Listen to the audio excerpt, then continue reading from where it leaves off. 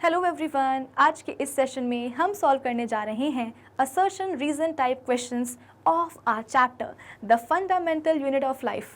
ये चैप्टर है class 9th biology का फर्स्ट चैप्टर। इस चैप्टर के सभी टॉपिक्स को हम ऑलरेडी डिटेल में जाकर के डिस्कस कर चुके हैं। एक्सरसाइज क्वेश्चंस भी हम सॉल्व कर चुके हैं, एमसीक्यूज भी हम सॉल्व कर चुके हैं। तो अब बारी आती है इस चैप्टर पर बेस्ड कुछ असर्शन रीजन टाइप क्वेश्चंस को सॉल्व करने की।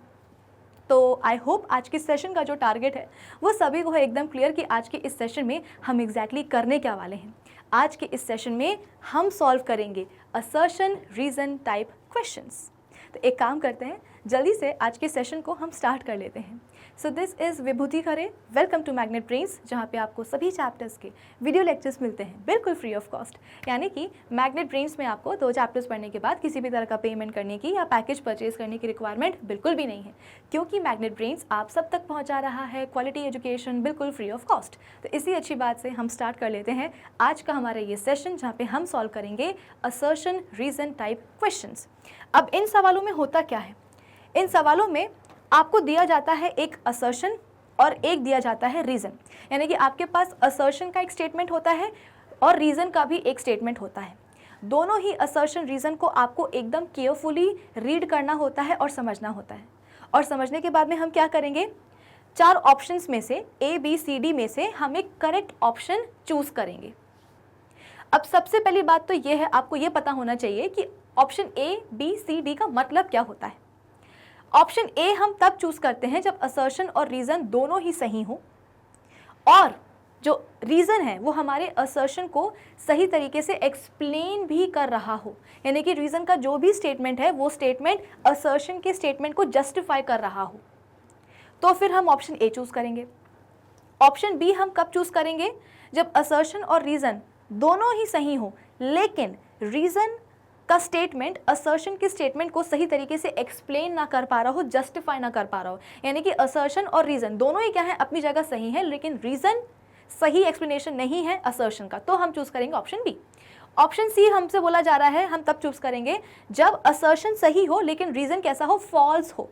रीजन का स्टेटमेंट ही कैसा हो, फॉल्स हो, तो हम चूज करेंगे ऑप्शन सी। और लास्ट ऑप्शन डी हम कब चूज करते हैं, जब असर्शन गलती हो और रीजन कैसा हो, ट्रू हो। ठीक है, असर्शन सही है, रीजन फॉल्स है, तो ऑप्शन सी। असर्शन फॉल्स है लेकिन रीजन ट्रू है, तो हम ऑप्शन करेंगे कौन सा चूज, ऑप्शन डी। तो सबसे बड़ी बात तो यह है कि आपको यह पता होना चाहिए कि option A, B, C, D का मतलब है क्या। और मतलब कैसे पता चलेगा, जब आप इन सवालों को लगाने के पहले, इन सवालों को सॉल्व करने के लिए जो डायरेक्शन दिए जाते हैं उन डायरेक्शंस को आप पढ़ोगे। जैसे कि अभी हमने डायरेक्शंस पढ़े हैं। सिमिलरली जब आपके सामने आपका क्वेश्चन पेपर आएगा एग्जाम में, तो क्वेश्चन पेपर में असर्शन रीजन टाइप क्वेश्चंस को सॉल्व करने के लिए पेपर में जो भी डायरेक्शंस दिए गए हैं उन डायरेक्शंस को आप पढ़ोगे और बहुत ही ध्यान से पढ़ोगे, तभी आपको समझ में आएगा कि भाई option A, B, C, D का मतलब क्या है, option A, B, C, D हमें चूज कब करने हैं। आई बात समझ में। चलिए फिर इसके बाद में देखा जाए तो देखो, मैं ये बात मानती हूँ कि ऐसे जो सवाल हैं वो आप सबसे पहली बार जो है ना क्लास 9th में ही सॉल्व कर रहे हो। ये पैटर्न जो है सवालों का, ये आपके सामने पहली बार आया है क्लास 9th में। ऑब्वियस ही बात है, क्लास 8th में आपने ऐसे सवाल नहीं सॉल्व किए होंगे, तो कोई दिक्कत की बात नहीं है। जब नया पैटर्न आता है सवालों का तो कहीं ना कहीं कन्फ्यूजन, डाउट, नर्वसनेस ये होना बहुत ही ऑब्वियस है।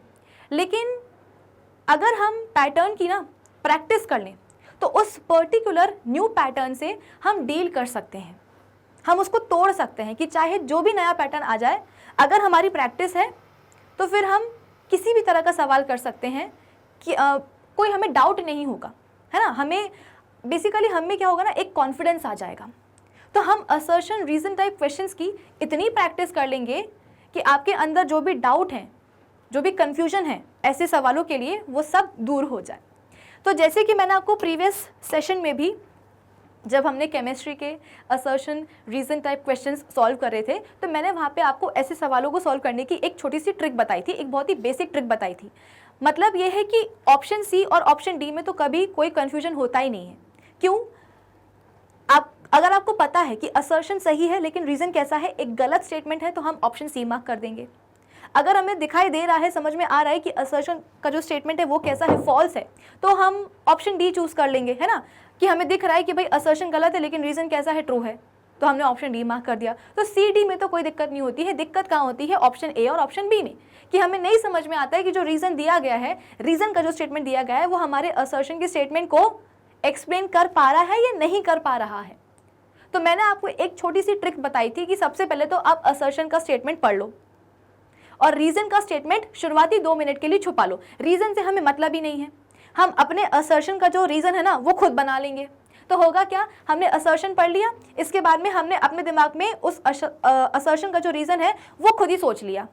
अब हमने जो रीज़न सोचा है, अगर वो वाला रीज़न सवाल में दिए गए रीज़न के साथ मैच कर रहा है, इसका मतलब क्या, ऑप्शन ए चूज़ करो। लेकिन अगर रीज़न मैच नहीं कर रहा है, रीज़न मैच ना करने के 2 कारण हो सकते हैं। एक तो रीज़न गलत ही है, अगर गलत है तो ऑप्शन सी मार्क कर दो।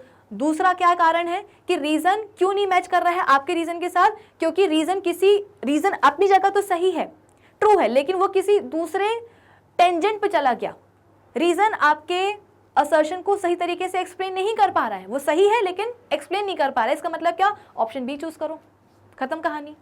तो ज़्यादा कंफ्यूज होने की ज़रूरत नहीं है। सबसे पहले तो जो भी आपके पास असर्शन आ रहा है उसको रीड करो और 2 मिनट के लिए रीज़न को छुपा लो।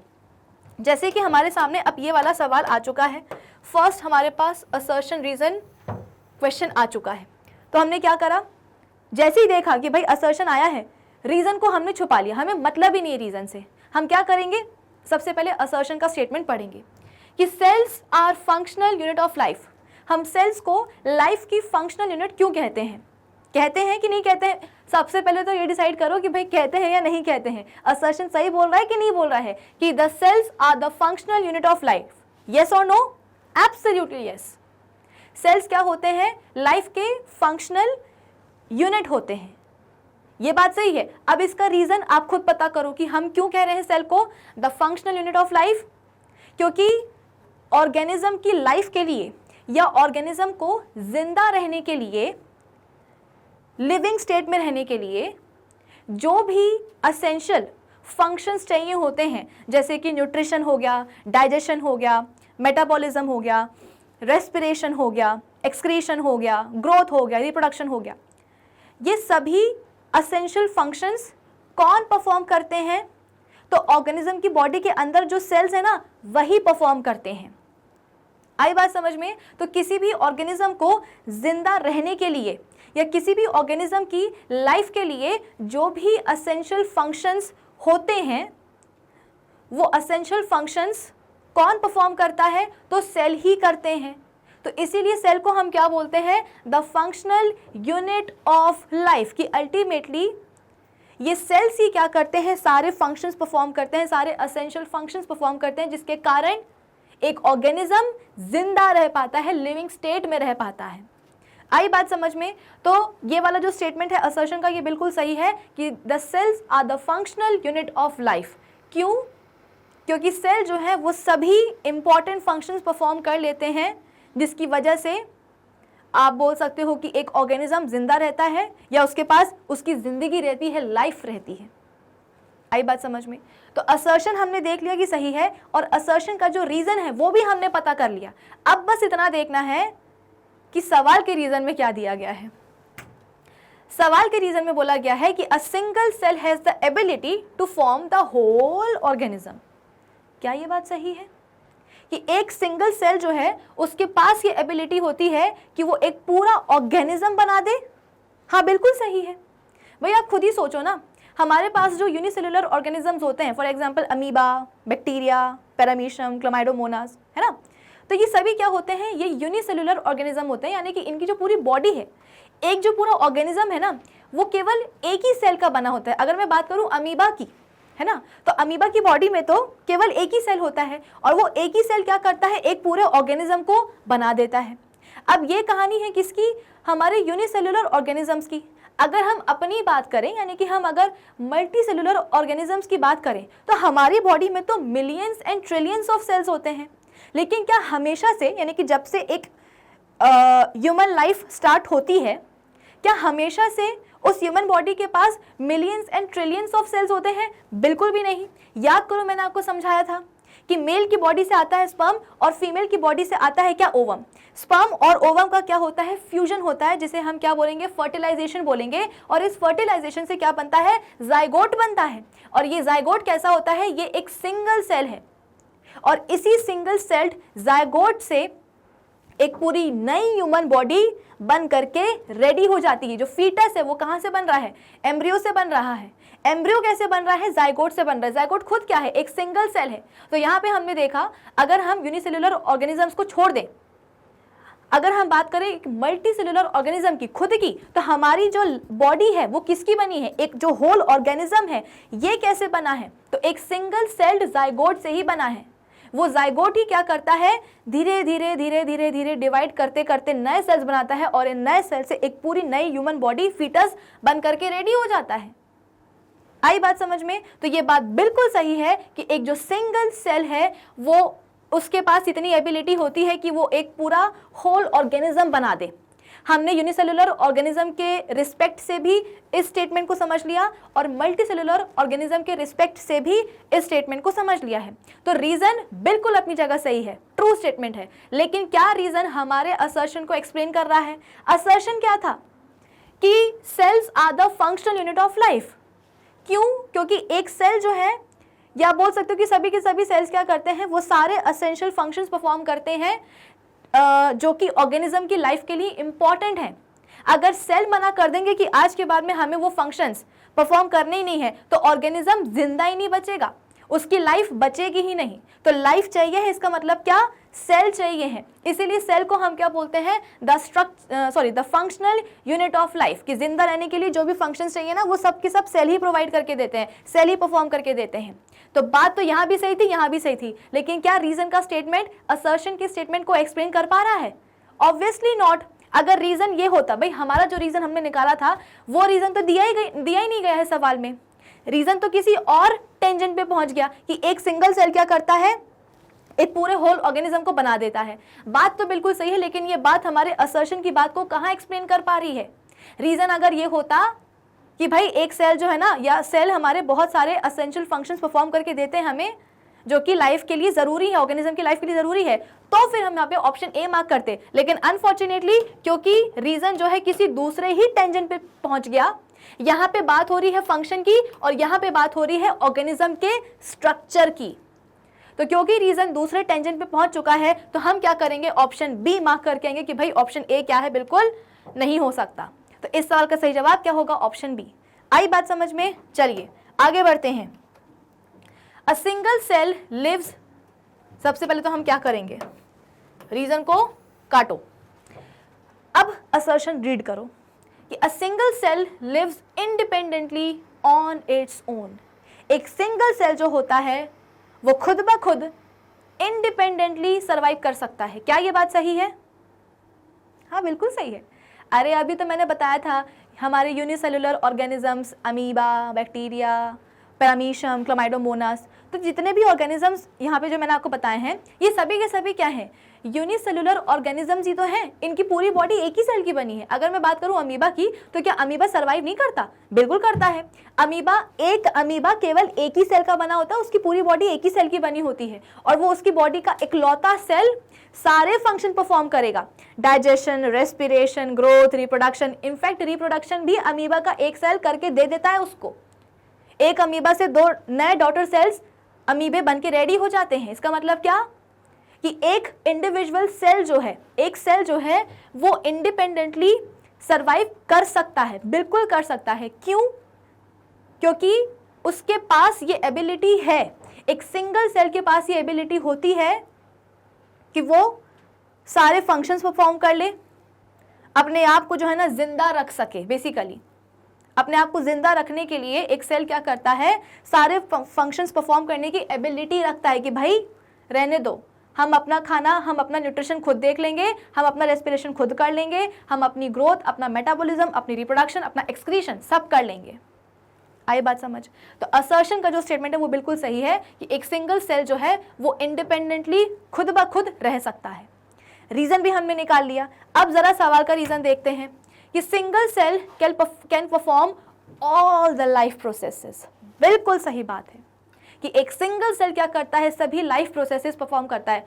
कौन सी लाइफ प्रोसेसेस? अरे उन्हीं प्रोसेसेस की यहाँ पे बात हो रही है जिसकी कि मैं आपको पहले से फर्स्ट क्वेश्चन से समझाने की कोशिश कर रही हूँ कि nutrition, metabolism, respiration, excretion, digestion, growth, reproduction, वही सब क्या कहलाती हैं? लाइफ प्रोसेसेस कहलाती हैं। तो एक सिंगल सेल क्या कर सकता है? ये सभी लाइफ प्रोसेसेस परफॉर्म कर सकता है। इसका मतलब क्या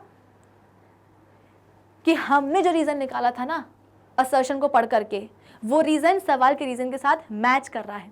हमने भी तो यही देखा था कि भाई एक सिंगल सेल जो है वो इंडिपेंडेंटली खुद से सर्वाइव कैसे कर सकता है, क्योंकि एक सिंगल सेल के पास एबिलिटी होती है कि वो सारे फंक्शंस परफॉर्म करे। सारे फंक्शंस मतलब कौन से? Life processes. एक सिंगल सेल सभी के सभी लाइफ प्रोसेसेस को परफॉर्म करने की एबिलिटी रखता है, जिसके कारण वो क्या बोलेगा कि रहने दो भैया, हम खुद ही जी लेंगे, हमें किसी और की जरूरत है ही नहीं। जैसे कि अमीबा का केस है। अमीबा क्या खाना नहीं खाता? क्या उसमें डाइजेशन नहीं होता? क्या वो रिप्रोडक्शन नहीं करता? वो सब करता है। अमीबा की बॉडी में केवल एक ही सेल होता है, तो वो एक ही सेल क्या करेगा? सारी लाइफ प्रोसेसेस परफॉर्म करेगा, जिसके कारण अमीबा जिंदा रहता है। अमीबा क्या? एक सिंगल सेल्ड ऑर्गेनिज्म। तो एक आप बोल सकते हो कि अमीबा के फॉर्म में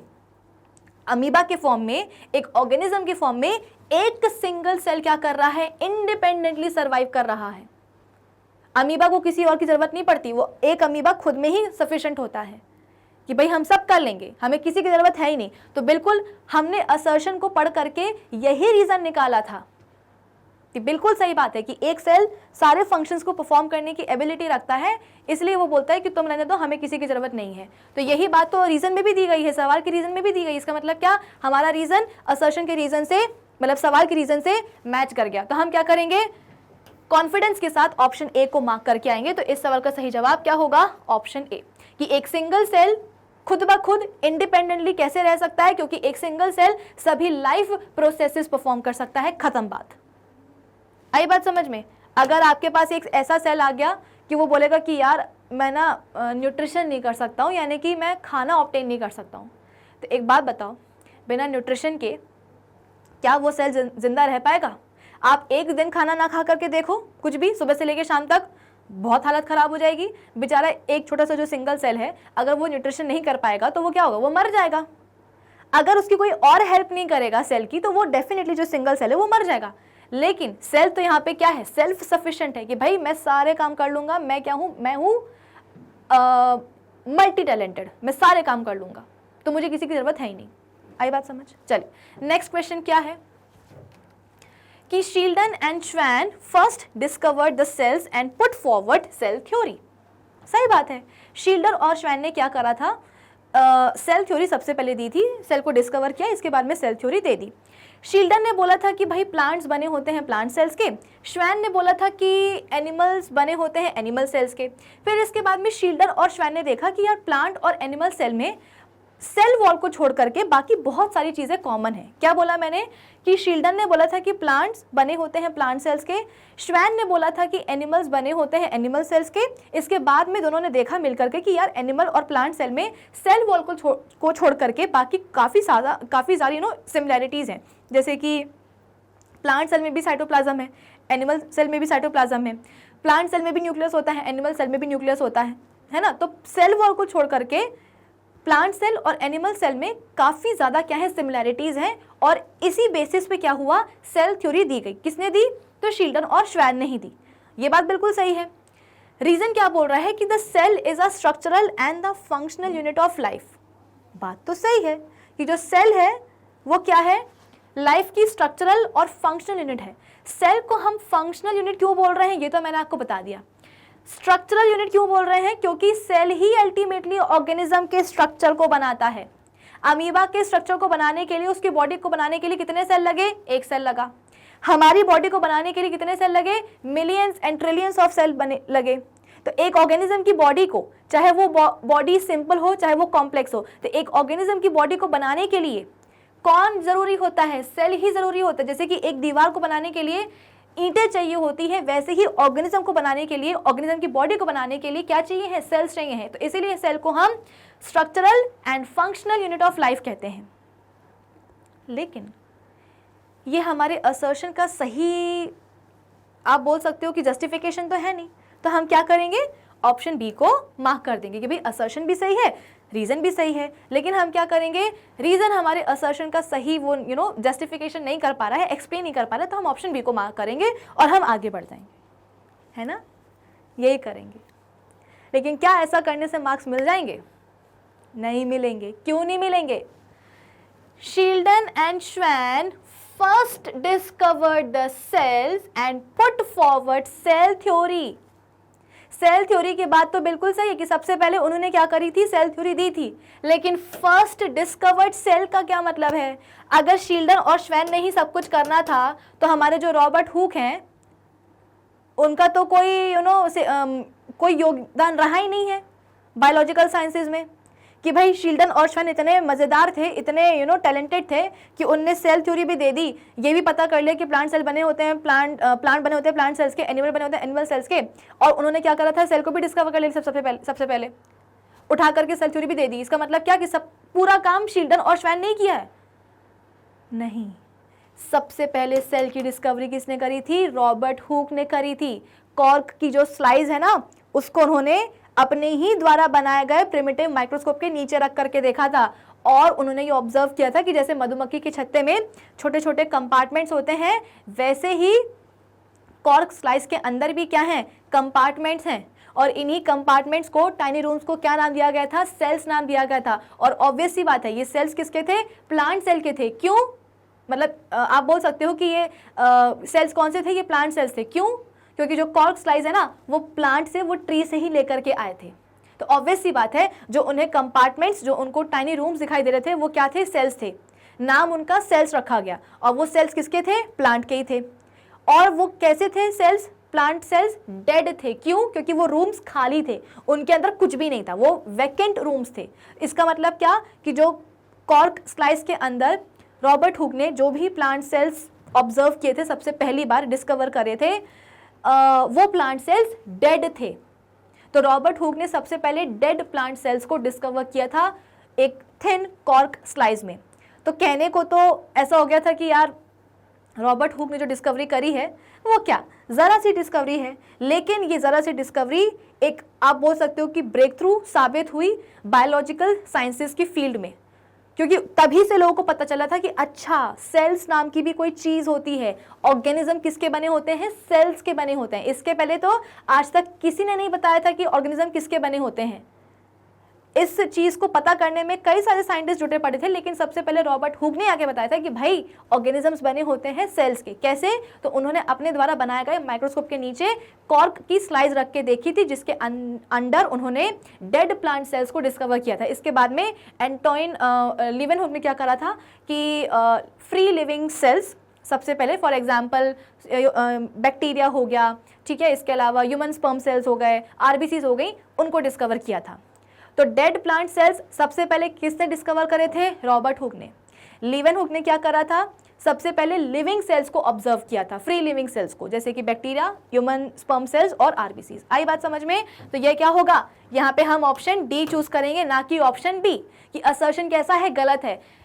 शील्डन श्वैन ने सेल थ्योरी जरूर दी थी, लेकिन सबसे पहले सेल की डिस्कवरी किसने करी थी? रॉबर्ट हुक ने करी थी। यही बच्चों को ना घुमाने का मौका मिल जाता है एग्जामिनर को, कि जैसे ही एक कड़क सा उनको एक स्टेटमेंट मिला, उनको लगता है कि अब जो है ना बच्चे क्या करेंगे, गलती करेंगे। इसीलिए असर्शन को केयरफुली रीड करना बहुत इंपॉर्टेंट होता है। एक वर्ड जो है ना पूरे असर्शन का मतलब पलट सकता है। अगर ये डिस्कवर्ड द सेल्स न दिया होता तो ये जो असर्शन का जो स्टेटमेंट है वो बिल्कुल सही होता, लेकिन क्योंकि यहाँ पे क्या आ गया है, डिस्कवर्ड द सेल्स, तो समझ लो कि हमारा जो असर्शन है वो गलत हो गया। तो हम यहाँ पे क्या चूज करेंगे? Option D. क्लियर है? चलिए आगे बढ़ते हैं कि not all cells of human body look alike in the terms of structure. सबसे पहले तो क्या करना चाहिए, रीजन को हटा दो, ठीक है। अब बात करते हैं कि असर्शन क्या बोल रहा है कि not all cells of human body look alike in terms of structure, यानी कि ह्यूमन बॉडी के जितने भी सेल्स होते हैं वो अपने स्ट्रक्चर के टर्म्स में एक जैसे नहीं होते हैं, लुक अलाइक नहीं होते हैं। क्या ये बात सही है?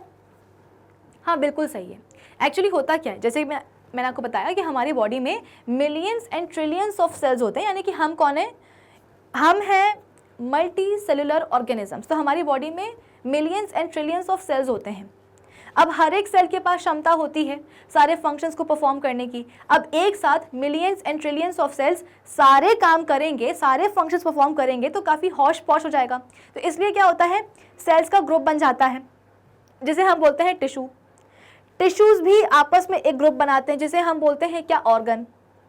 अब ये जो डिफरेंट ऑर्गन्स बने हैं हमारी बॉडी के अंदर, इन डिफरेंट ऑर्गन्स को एक एक फंक्शन अलॉट कर दिया जाता है कि भाई आज के बाद अब यही काम करोगे। फॉर एग्जांपल, हार्ट का काम है ब्लड को पंप करना, लंग्स का काम है रेस्पिरेशन करना, स्टमक का काम है डाइजेशन करना, ठीक है। इसके अलावा ब्रेन का काम है क्या, कंट्रोल एंड कोऑर्डिनेशन। तो कुल मिलाकर के हुआ क्या कि मल्टी सेलुलर ऑर्गेनिजम्स में जब इतने सारे नंबर ऑफ सेल्स होते हैं तो सेल्स क्या करते हैं, ग्रुप्स बनाते हैं। इन ग्रुप्स को हम क्या बोलते हैं, टिश्यूज बोलते हैं। ये टिश्यूज भी आपस में मिलकर एक ग्रुप बनाते हैं जिसे हम बोलते हैं क्या, ऑर्गन। तो हमारी बॉडी में कई तरह के ऑर्गन होते हैं, यानी कि हमारी बॉडी में डिफरेंट पार्ट्स क्या करते हैं, डिफरेंट फंक्शंस परफॉर्म करते हैं। आई बात समझ में? तो हर एक ऑर्गन को क्या करा गया है, एक एक फंक्शन अलॉट कर दिया गया कि भाई आज के बाद आप ये करेंगे, आज के बाद आप ये करेंगे, आज के बाद आप ये करेंगे। लेकिन अब इतनी बड़ी प्रोसेस होती है। फॉर एग्जाम्पल, अगर मैं बात करूं किसकी, डाइजेशन की, है ना। अगर स्टमक का काम है डाइजेशन का, तो बेचारा जो स्टमक है वो अकेले तो नहीं कर सकता डाइजेशन, उसको बाकी भी तो कुछ हेल्प चाहिए है, कुछ एसेसरी ऑर्गन्स चाहिए हैं। फॉर एग्जाम्पल, आपके पास फ़ोन है, तो फ़ोन जब आप खरीदने जाते हो तो उसके साथ में आपको एक चार्जर दिया जाता है, ईयरफोन्स दिए जाते हैं कि भाई प्रॉपरली आपका जो फ़ोन है वो काम कर सके। तो फ़ोन के साथ में एसेसरीज मिलती है ना। सिमिलरली अगर मैं बात कर रही हूँ किसकी, एक ऑर्गन की, स्टमक की, तो इसका काम क्या है, डाइजेशन करना। तो स्टमक अकेले डाइजेशन नहीं कर सकता है, उसको क्या चाहिए, कुछ हेल्पिंग ऑर्गन्स चाहिए, उसको कुछ एसेसरी ऑर्गन्स चाहिए हैं। फॉर एग्जांपल, स्टमक बैठा है HCl लेकर के कि आने दो खाने को, हम क्या करेंगे, उसको डाइजेस्ट करेंगे। लेकिन ईसोफेगस जो है ना काम नहीं कर रहा। ईसोफेगस ने बोला कि आप तो सब कुछ कर सकते हो, तो एक काम करो ना, खाना खुद ही जो है ना लेकर के आ जाओ बाहर से। जब तक ईसोफेगस से खाना आएगा नहीं स्टमक में, तब तक स्टमक भी डाइजेशन नहीं करने वाला। ईसोफेगस में भी खाना कहाँ से आएगा, बकल कैविटी में आएगा। जब खाने को हम चबाते हैं, निगलते हैं, तब जाकर के जो खाना है वो बकल कैविटी से ईसोफेगस में जाता है और फिर ईसोफेगस से स्टमक में जाता है। तो कुल मिलाकर के एक ऑर्गन को बाकी भी एसेसरी ऑर्गन्स चाहिए होते हैं एक फंक्शन को इफेक्टिवली परफॉर्म करने के लिए। तो इस हिसाब से क्या बन जाता है, एक पूरा ऑर्गन सिस्टम बन जाता है। कि ऑर्गन सिस्टम में क्या है, अगर मैं बात करूँ किसकी, हमारे डाइजेस्टिव सिस्टम की, तो इसमें बकल कैविटी भी होगी, ईसोफेगस भी होगा, स्टमक भी होगा, इंटेस्टाइन वगैरह भी सब होंगी। तो क्या बन गया यहाँ पे, ऑर्गन सिस्टम बन गया, जिसमें कि कई सारे ऑर्गन्स आकर के एक काम प्रॉपरली एफिशिएंसी के साथ में परफॉर्म करते हैं। Is that clear? तो यहाँ पे क्या बोला गया कि सभी ह्यूमन बॉडी के जितने भी सेल्स होते हैं वो स्ट्रक्चर के टर्म्स में एक जैसे नहीं दिखते हैं। ऑब्वियसली नहीं दिखेंगे। क्यों नहीं दिखेंगे? क्योंकि सेल्स का जो काम है ना वो अलग अलग पड़ रहा है। जैसे कि ब्रेन के जो सेल्स हैं उनका काम क्या है, इम्पल्स को ट्रांसमिट करना, इम्पल्स लेकर के आना और ब्रेन के ऑर्डर को भेजना। तो इसके लिए ब्रेन के जो सेल्स हैं जिसको हम न्यूरॉन्स बोलते हैं, उनके स्ट्रक्चर को अलग होना पड़ेगा। उनके पास वो कैसे होते हैं, बेसिकली लंबे लंबे होते हैं, ब्रांचेस होती हैं, है ना, कुछ इस तरीके से। जैसे अगर यहाँ पे मैं क्या बना दूँ, एक सेल बॉडी बना दूँ, ठीक है। सेल बॉडी के अंदर क्या है, बेसिकली न्यूक्लियस है और साइटोप्लाज्म भरा हुआ है। ये क्या है, सेल बॉडी है। क्या है, सेल बॉडी। और सेल बॉडी से क्या निकली हुई है, बहुत सारी ब्रांचेस निकली हुई हैं। तो ज़रा मुझे याद करके बताओ कि न्यूरॉन में सेल बॉडी से जो ब्रांचेस निकलती हैं उन्हें हम क्या बोलते हैं, डेंड्राइट्स बोलते हैं। फिर एक कॉमन ब्रांच भी निकलती है लंबी सी, इसे हम क्या बोलते हैं, एक्सॉन बोलते हैं। ये एक्सॉन भी अपने एंड पे जाकर के टर्मिनेट हो जाती है, किसमें, एक्सॉन टर्मिनल्स में। आई बात समझ में, कुछ इस तरीके से। तो ये हमने क्या बना दिया है, एक न्यूरॉन का स्ट्रक्चर हमने बना दिया है, एक नर्व सेल हमने बना दिया है। अब क्या होगा, ये न्यूरॉन इम्पल्स को रिसीव करेगी। कैसे? तो ये जो आपने डेंड्राइट्स देखी हैं, ये वाली डेंड्राइट्स ब्रांचेस, इन डेंड्राइट्स की मदद से ये नर्व सेल क्या करेगा, इम्पल्स को रिसीव करेगा। फिर इम्पल्स कहाँ जाएगी, तो डेंड्राइट से होते हुए जाएगी सेल बॉडी में। सेल बॉडी से जो इम्पल्स है वो कहाँ जाएगी, एक्सॉन में, और एक्सॉन से फिर इम्पल्स कहाँ जाएगी, एक्सॉन टर्मिनल्स में। अब एक्सॉन टर्मिनल्स के बाद में अब इम्पल्स कहाँ जाने वाली है, तो इस न्यूरॉन के बाद में एक और जो न्यूरॉन प्रेजेंट है, एक और जो नर्व सेल प्रेजेंट है, अल्टीमेटली जो इम्पल्स है वो उस सेकेंड वाले नर्व सेल में ही जाने वाली है। कैसे? तो इस वाले नर्व सेल में जो एक्सॉन टर्मिनल्स है ना, उन एक्सॉन टर्मिनल से इम्पल्स निकलेगी और दूसरे वाले न्यूरॉन में, नर्व सेल में जो डेंड्राइट्स प्रेजेंट है, वो डेंड्राइट्स क्या करेंगी, इम्पल्स को रिसीव करेंगी। फिर ये इम्पल्स क्या होंगी, सेल बॉडी में जाएंगी, दूसरे वाले नर्व सेल के सेल बॉडी से एक्सॉन में जाएंगी, एक्सॉन फिर हम बोलते हैं कि एक्सॉन टर्मिनल्स में जाएंगी, फिर एक्सॉन टर्मिनल से इम्पल्स कहाँ जाएगी, तीसरी वाली न्यूरॉन या नर्व सेल के अंदर थ्रू डेंड्राइट्स। तो कुल मिलाकर के, क्योंकि आप बोल सकते हो कि नर्व सेल्स क्या करने वाले हैं, इम्पल्सिस का, स्टिमुलाई का जो है ना ट्रांसमिशन करने वाले थे, नर्व सेल्स को लंबा होना पड़ेगा, ब्रांच्ड होना पड़ेगा, तब जाकर के वो इम्पल्सिस को रिसीव करेंगे और आगे भेजेंगे। तो इनका स्ट्रक्चर ऑब्वियस सी बात है अलग होगा। अगर मैं बात करूं किसकी, ह्यूमन स्पर्म की, तो ह्यूमन स्पर्म के पास क्या होती है, एक टेल होती है, जैसे कि कुछ इस तरीके से। ह्यूमन स्पर्म के पास ये टेल है, क्यों, क्योंकि इस स्पर्म को मेल की बॉडी से बाहर निकलना है और ह्यूमन फीमेल बॉडी के अंदर जाना है।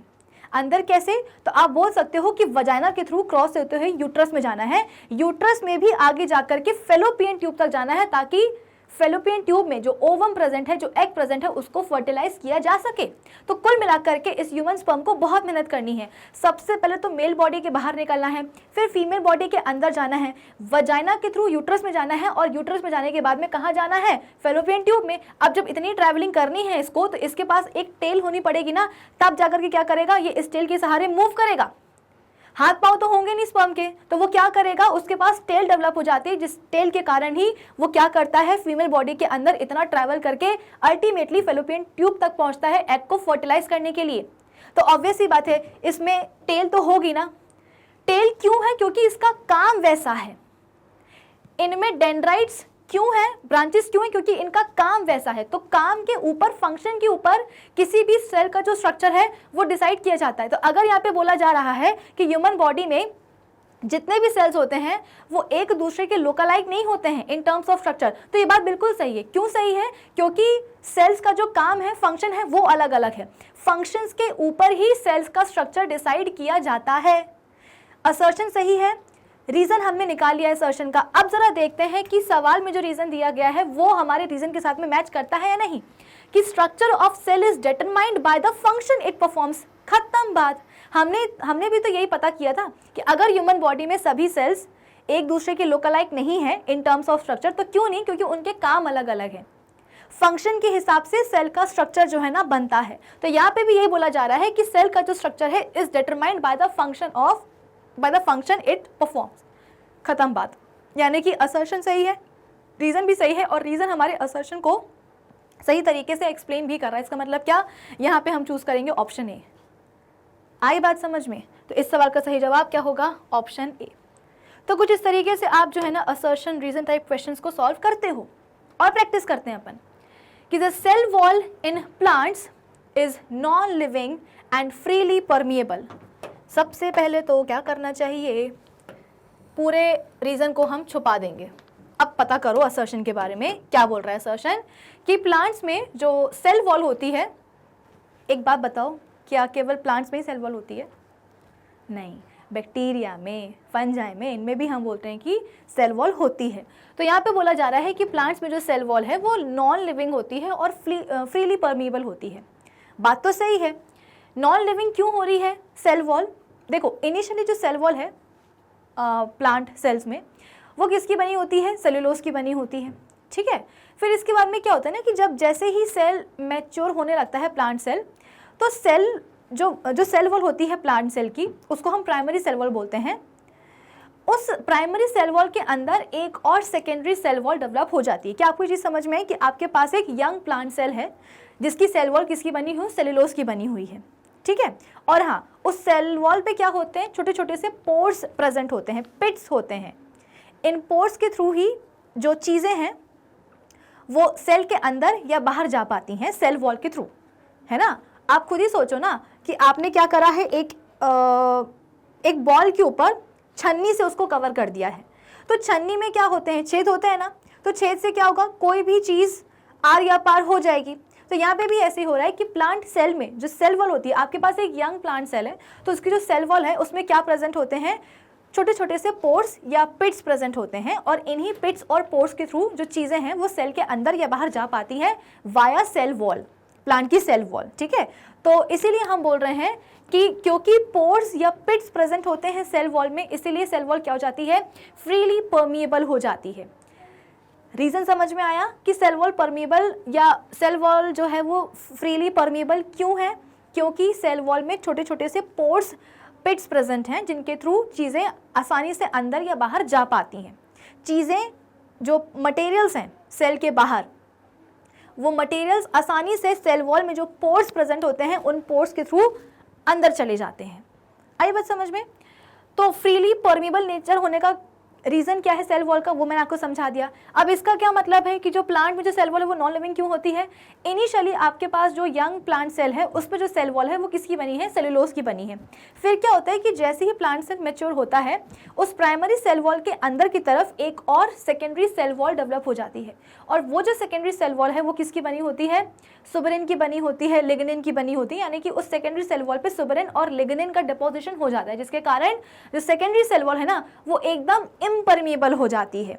यानी कि अब सेल के अंदर कोई भी चीज अंदर या बाहर नहीं जा पाएगी। क्यों? क्योंकि अब जो सेकेंडरी सेल वॉल डेवलप हुई है वो कैसी है, उसके ऊपर लिग्निन और सुबेरिन का डिपोजिशन हो गया है। तो अब कोई भी चीज सेकेंडरी सेल वॉल के थ्रू अंदर या बाहर सेल के जा ही नहीं पाएगी। अब सपोज सेल को क्या चाहिए, खाना चाहिए है, खाना अंदर आने की कोशिश कर रहा है लेकिन जो सेकेंडरी सेल वॉल है वो अंदर आने नहीं दे रही, तो बेचारा सेल तो मर जाएगा ना। सेल ने कुछ एक्सक्रीशन किया है, कुछ वेस्ट बनाया है, उस वेस्ट को सेल के बाहर जाना है, लेकिन जो सेकेंडरी सेल वॉल है वो जाने नहीं दे रहा है उस वेस्ट को सेल के बाहर, तो क्या होगा, सेल मर जाएगा अल्टीमेटली। तो बेसिकली आप बोल सकते हो कि जो सेल वॉल है, जो सेकेंडरी सेल वॉल है वो कैसी हो जाती है, डेड हो जाती है। आई बात समझ में? तो ये बात बिल्कुल सही है कि जो सेल वॉल है प्लांट्स में वो कैसी होती है, नॉन लिविंग होती है, वो एग्जैक्टली डेड होती है। क्यों? क्योंकि लिग्निन और सुबेरिन का डिपोजिशन हो जाता है, तो वो इम्परमिएबल हो जाती है सेकेंडरी सेल वॉल, ठीक है। और डेफिनेटली फ्रीली परमिएबल होने का नेचर क्या है, मतलब क्या है, रीज़न क्या है, वो मैंने आपको समझा दिया है। अब हम जरा देखते हैं रीज़न क्या दिया गया है सवाल में कि cell wall in plants provide mechanical strength. बात तो बिल्कुल सही है कि प्लांट सेल में सेल मेम्ब्रेन के बाहर एक और लेयर प्रेजेंट होती है जिसको हम सेल वॉल कहते हैं, और ये सेल वॉल हम बोल रहे हैं कि प्लांट सेल की क्या है, आउटर मोस्ट कवरिंग है, आउटर मोस्ट लेयर है। और ये आउटर मोस्ट लेयर क्या करती है, प्लांट को या प्लांट के सेल्स को एक मैकेनिकल स्ट्रेंथ प्रोवाइड करती है। तो बात तो बिल्कुल सही है, लेकिन क्या ये बात हमारे असर्शन का सही जस्टिफिकेशन दे पा रही है कि अगर हम बोल रहे हैं कि सेल वॉल परमिएबल है, तो क्यों परमिएबल है, क्योंकि सेल वॉल में पोर्स प्रेजेंट होते हैं, तो उन पोर्स के थ्रू कोई भी चीज सेल के अंदर या बाहर चली जाती है, तो इसीलिए सेल वॉल कैसी है, फ्रीली परमिएबल है। यहाँ पे हम बोल रहे हैं कि सेल वॉल क्या है प्लांट्स में, उसका एक नॉन लिविंग पार्ट है। क्यों? क्योंकि उसके ऊपर लिग्निन और सुबेरिन का डिपोजिशन हो जाता है, जिसके कारण वो इम्परमिएबल हो जाती है, वो मर जाती है। आई बात समझ में? तो ये रीज़न जो हमने अभी पता किया है असर्शन का, ये रीज़न तो दिया नहीं गया है सवाल में, रीज़न में। सब रीज़न में एक अलग बात बोली गई है कि cell wall mechanical strength provide करती है। ये बात बिल्कुल सही है, लेकिन ये हमारे असर्शन का रीज़न नहीं है, सही एक्सप्लेनेशन नहीं है। इसका मतलब क्या, यहाँ पे हम ऑप्शन बी को चूज करने वाले हैं कि असर्शन अपनी जगह सही है, रीज़न अपनी जगह सही है, लेकिन रीज़न हमारे असर्शन का को सही तरीके से एक्सप्लेन नहीं कर पा रहा है।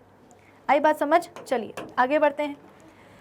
The cell membrane is a dead part of the cell. नहीं, सेल वॉल हम बोल रहे हैं कि एक नॉन लिविंग पार्ट है प्लांट सेल का। कौन? Cell wall. सेल मेम्ब्रेन तो हमेशा लिविंग होती है, चाहे वो सेल मेम्ब्रेन किसी की भी क्यों ना हो, एनिमल सेल की हो, बैक्टीरियल सेल की हो, प्लांट सेल की हो, सेल मेम्ब्रेन हमेशा कैसी होती है, लिविंग पार्ट ही है एक सेल का। तो यहाँ पे बोला जा रहा है कि cell membrane is a dead part of the cell, बिल्कुल भी नहीं। असर्शन कैसा है, फॉल्स है, ठीक है। रीजन क्या बोल रहा है कि it regulates the movement of materials between the inner and the outer environment. ये बात बिल्कुल सही है कि सेल मेम्ब्रेन क्या करती है, सेल के अंदर या आप ये बोल सकते हो कि सेल को जो है ना, देखो सेल मेम्ब्रेन हम बोलते हैं कि किसी भी सेल को क्या करती है, सराउंड करती है, ठीक है ना, सराउंड वो कर रही है। लेकिन किसी भी सेल को सेल मेम्ब्रेन आइसोलेट नहीं करेगी एक्सटर्नल एनवायरनमेंट के साथ, कि सेल मेम्ब्रेन आई, उसने सेल को जो है ना ऐसे बांधा और बांध करके पूरी बाहरी दुनिया से अलग कर दिया। अलग नहीं करती है, एनक्लोज करती है। एनक्लोज करने में और आइसोलेट करने में फ़र्क होता है। कि सेल मेम्ब्रेन डेफिनेटली सेल को क्या करने वाली है, एनक्लोज करने वाली है, लेकिन ऐसा नहीं है कि अब सेल के अंदर या बाहर कोई भी चीज़ एक्सटर्नल एनवायरनमेंट से नहीं जा पाएगी। फॉर एग्जाम्पल, अगर सेल को क्या चाहिए है, ऑक्सीजन चाहिए है, O2 चाहिए है, तो ये O2 कहाँ से आएगी, एक्सटर्नल एनवायरनमेंट से ही आएगी। कैसे आएगी, तो सेल को सराउंड करने वाली जो सेल मेम्ब्रेन है ना, उसी के थ्रू ये गैस O2 गैस सेल के अंदर आने वाली है। सिमिलरली सेल ने क्या करा है, कार्बन डाइऑक्साइड गैस प्रोड्यूस करी है, जो कि सेल के लिए अच्छी नहीं है, वो वेस्ट है उसके लिए। अब इस कार्बन डाइऑक्साइड गैस को सेल के बाहर जाना है, तो कैसे जाना है, कैसे जाएगी कार्बन डाइऑक्साइड गैस बाहर, सेल के सेल मेम्ब्रेन के थ्रू ही। तो सेल मेम्ब्रेन आप बोल सकते हो कि सेल को सराउंड करती है, लेकिन उसको आइसोलेट नहीं करती है कि बिल्कुल जो है ना बाहरी दुनिया से अलग थलग कर दिया, ऐसा नहीं होगा। चीज़ों का आना जाना सेल के अंदर बाहर एक्सटर्नल एनवायरनमेंट से चलता ही रहता है वाया सेल मेम्ब्रेन। तो यहाँ पे बोला जा रहा है कि it regulates the movement of materials between the inner membrane and the outer environment. बिल्कुल बात सही है। तो असर्शन गलत है, रीजन सही है। इसका मतलब क्या, हम ऑप्शन डी चूज करेंगे। तो इस सवाल का सही जवाब क्या होगा, ऑप्शन डी। असर्शन का स्टेटमेंट गलत है, रीजन अपनी जगह बिल्कुल सही है। नेक्स्ट क्वेश्चन क्या है कि passive transport does not involve energy. Passive transport में बोला जा रहा है कि एनर्जी की ज़रूरत नहीं पड़ती है।